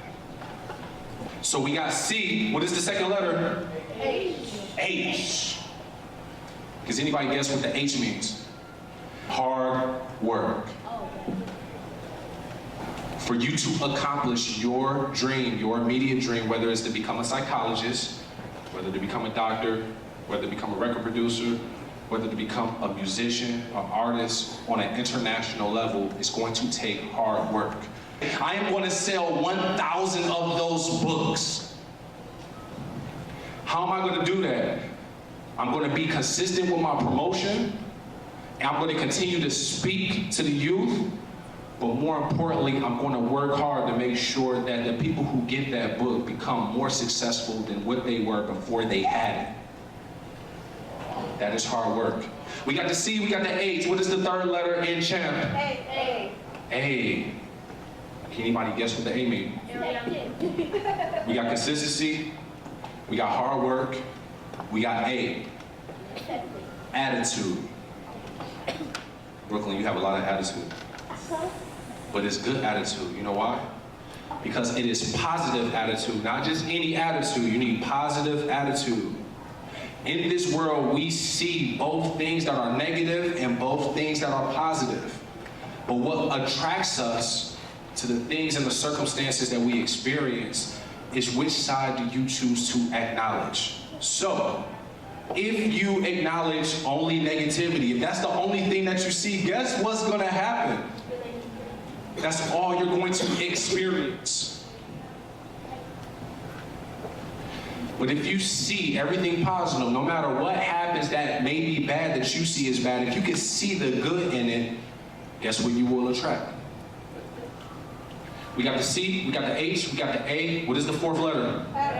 M. Can anybody guess what the M word is? Huh? Marketing. Okay, I'm right there with you. He on the artistry page. He ready to get going. He got the conduit. He ready for hard work. He has a positive attitude. But more importantly, what I love about this guy is motivated. Not just any motivation, self-motivation. That means that when you get out the bed to do your dream, nobody has to give you an alarm clock. Okay? If Mr. Arbuckle say, Darren, I need you to speak here tonight, because I love to speak so much and I'm self-motivated, guess what's gonna happen? I'm here, because this is what I love to do. But you can be consistent, you can be hardworking, you can have a positive attitude, you can be self-motivated, but without this last letter, none of this is gonna happen. Literally. We got the C, we got the H, we got the A, we got the M. What is the last letter? P. P. Stand up, please. I had to pick on you because you came late. But it's fine. Perseverance. Beautiful word. Persistence. You got one more since we're going for the 3. It's something that I'm doing right now while you are waiting for your third answer. Patience. Patience. Patience. Why is patience important? What is the importance of patience? That should be a rap, bro. Why is patience important?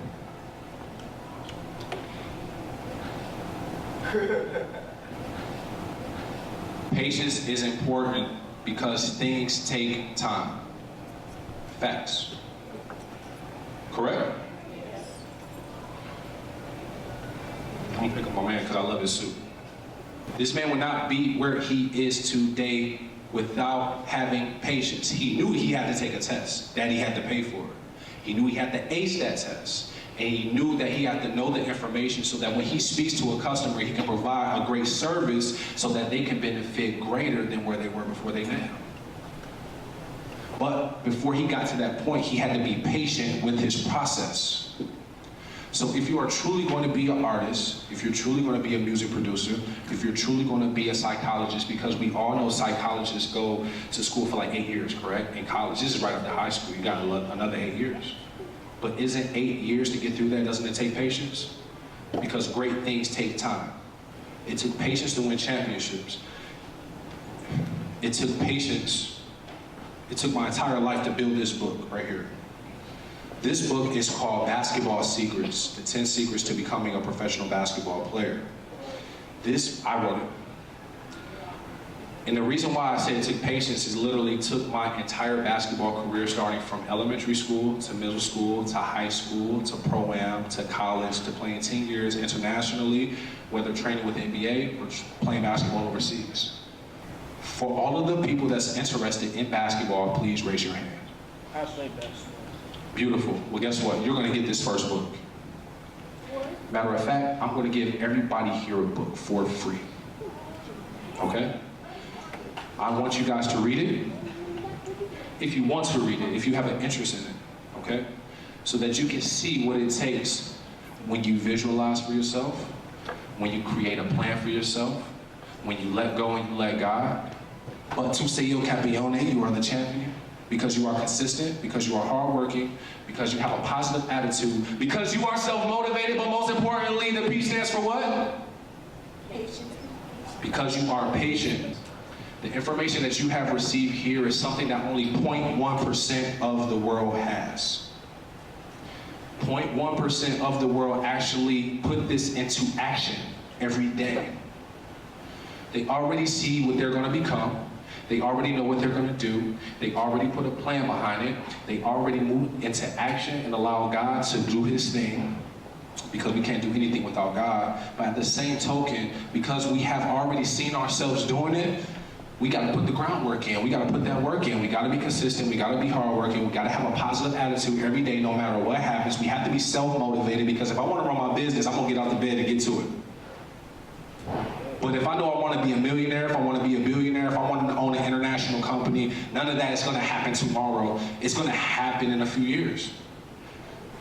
It may happen with my kids, so I must be patient. So that's the information I'm going to give you. Last thing. If you have a dream for yourself, do not tell anybody. If you have a dream for yourself, that's something that you are passionate about doing, that you see yourself becoming, do not tell anybody. What I want you to do is I want you to put it in your phone. Matter of fact, I want you to write it on a sheet of paper. I want you to scribble a line under that, okay? And I want you to put your plan on what you think it takes to make it happen and get to it every day. As a matter of fact, do not show anybody, because when you have dreams and you tell somebody, what do you think they will do? Take it and take the credit. They will take it and take the credit, but what's worse than that? They will what? They will kill your dream. Because the second you tell somebody, what they're gonna say? You can't do that. How you gonna do that? You wanna play basketball, don't even tell nobody you wanna play. Let them see your hard work. Let them see your consistency. Let them see your hard work.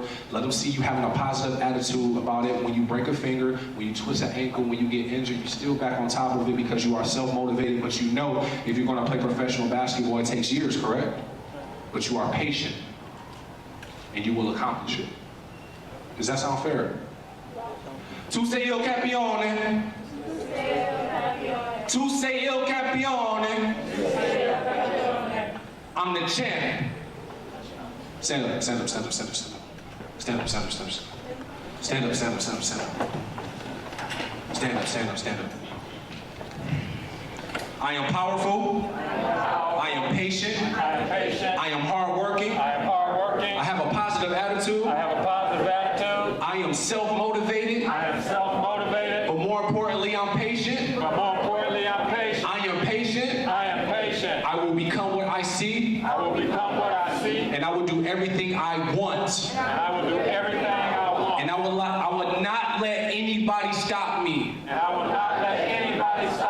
Not even myself. I am a young God. God lives within me. I am an example of Him. I am a representative of Him. Because I have dreams. And I know it can become a reality. I will work hard at it every day. Until it becomes a reality. Tu sei il campione. Tu sei il campione. I'm the champ. I'm the champ. I'm the champ. You guys are the champions. All right. You will love your Avis Ford, because at Avis Ford, we make it easy to get you your no money down monthly payment right over the phone. We call it Shop by Phone, and it's the best way we know to get you your payment options fast. You want leather and a sunroof? How about an upgrade to all-wheel drive? Just give us a call. Shop online, shop by phone, or visit us at Telegraph at 12 Mile. Call 1-800-SHOP-FORD. Meet Danny, high school senior, 17 years of age, all-A student. Danny is just now finding out he scored 1,490 out of 1,600 on his SAT. Danny's friend decided to ask, "How did you do it?" Danny replied, "I believe every day is a test. To fail or succeed, you choose." The effects of vaping is the one test that Danny chose not to study for. Vaping does not discriminate on who becomes addicted. Over 2 million high school students use some type of electronic cigarette device. The top tobacco companies also own vaping devices. The FDA found that vaping contains some of the same toxic chemicals as regular cigarettes that lead to cancer. So whether you smoke traditional cigarettes with tobacco or smoke electronic cigarettes using nicotine, your health is at risk. There's no safe way to smoke. For more information, contact the Center for Urban Youth and Family Development.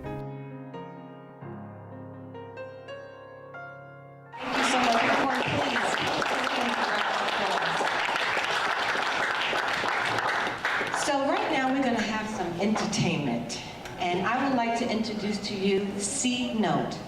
He is an artist, a dancer, an actor, a songwriter, and he's here today to perform some of his latest pieces. Ladies and gentlemen, C Note. How you guys doing? Yeah.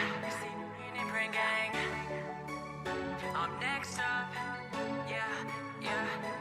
Cake up, next up, next up. Got my homies laced up. Chain on me, laced up. Yeah, yeah. Woo! I'm next up, yeah, I'm next up. Got my gang, got my homies laced up. Got my change up, I'll never change up. You can chase us, you'll never catch up. I came a long way, I wear my way up. Designer roll up on me, run my waist up. Yeah, you know I'm taking off and I won't let up. They used to sleep on me, but now they know I'm next up. Got my cake up, yeah, I laced up. New chain on me, got me iced up. Going around the world, going on a tour bus. Yeah, they try to stop me, but I'm so focused. It don't even matter anywhere I go up. I can walk down the street, but they won't notice. They try to murder me, yeah, they think I'm hopeless. I was just a little kid, I had to grow up. Yeah, they want me to show love, but they don't show none. If it ain't about that money, I won't show up. Thanking God every day, yeah, I bless up. Never gonna forget where I came from, yeah. Next up, yeah, I'm next up. Got my gang, got my homies laced up. Got my change up, I'll never change up. You can chase us, you'll never catch up. I came a long way, I wear my way up. Designer roll up on me, run my waist up. Yeah, you know I'm taking off and I won't let up. They used to sleep on me, but now they know I'm next up. And I want everyone to have a wonderful, safe, drug-free, substance abuse-free holiday season and a productive and prosperous year to come. I want to leave you, as I always do, with the words that Nelson Mandela used to keep himself focused through his 27 years of captivity. Out of the night that covers me, black as a pit from pole to pole, I thank whatever gods there be for my uncomfortable soul. In the fell clutch of circumstance, I have not winced nor cried aloud, and under the bludgeoning of chance, my head is bloody, but I'm bowed. Beyond this place of wrath and tears looms but the horror of the shade, and yet the menace of the years finds and shall find me unafraid. For it matters not how straight the gate, how charged with punishment the scroll. I am the captain of my fate and the master of my soul. And the thing that I always say to all of my young people, and I'm saying it to you too, to have a great year next year, and as you do that, remember, when you're up against some trouble, meet it squarely face to face. Plant your feet and set your shoulders, lift your chin and take a brace. And when the worst is bound to happen in spite of all that you may do, remember, running from it will not save you, so see it through. Black may be the clouds about you and your future may seem grim, but don't let your nerve desert you. Keep yourself in fighting trim. And when the worst is bound to happen in spite of all that you can do, remember, running from it will not save you, see it through. Even hope might seem a futile when with troubles you're beset, but remember, you're simply facing what other men have met. So if you fail, fall still fighting. Don't give up, whatever you do. Keep your eyes to the front, your head high to the finish, and see it through. Thank you for watching Urban Review.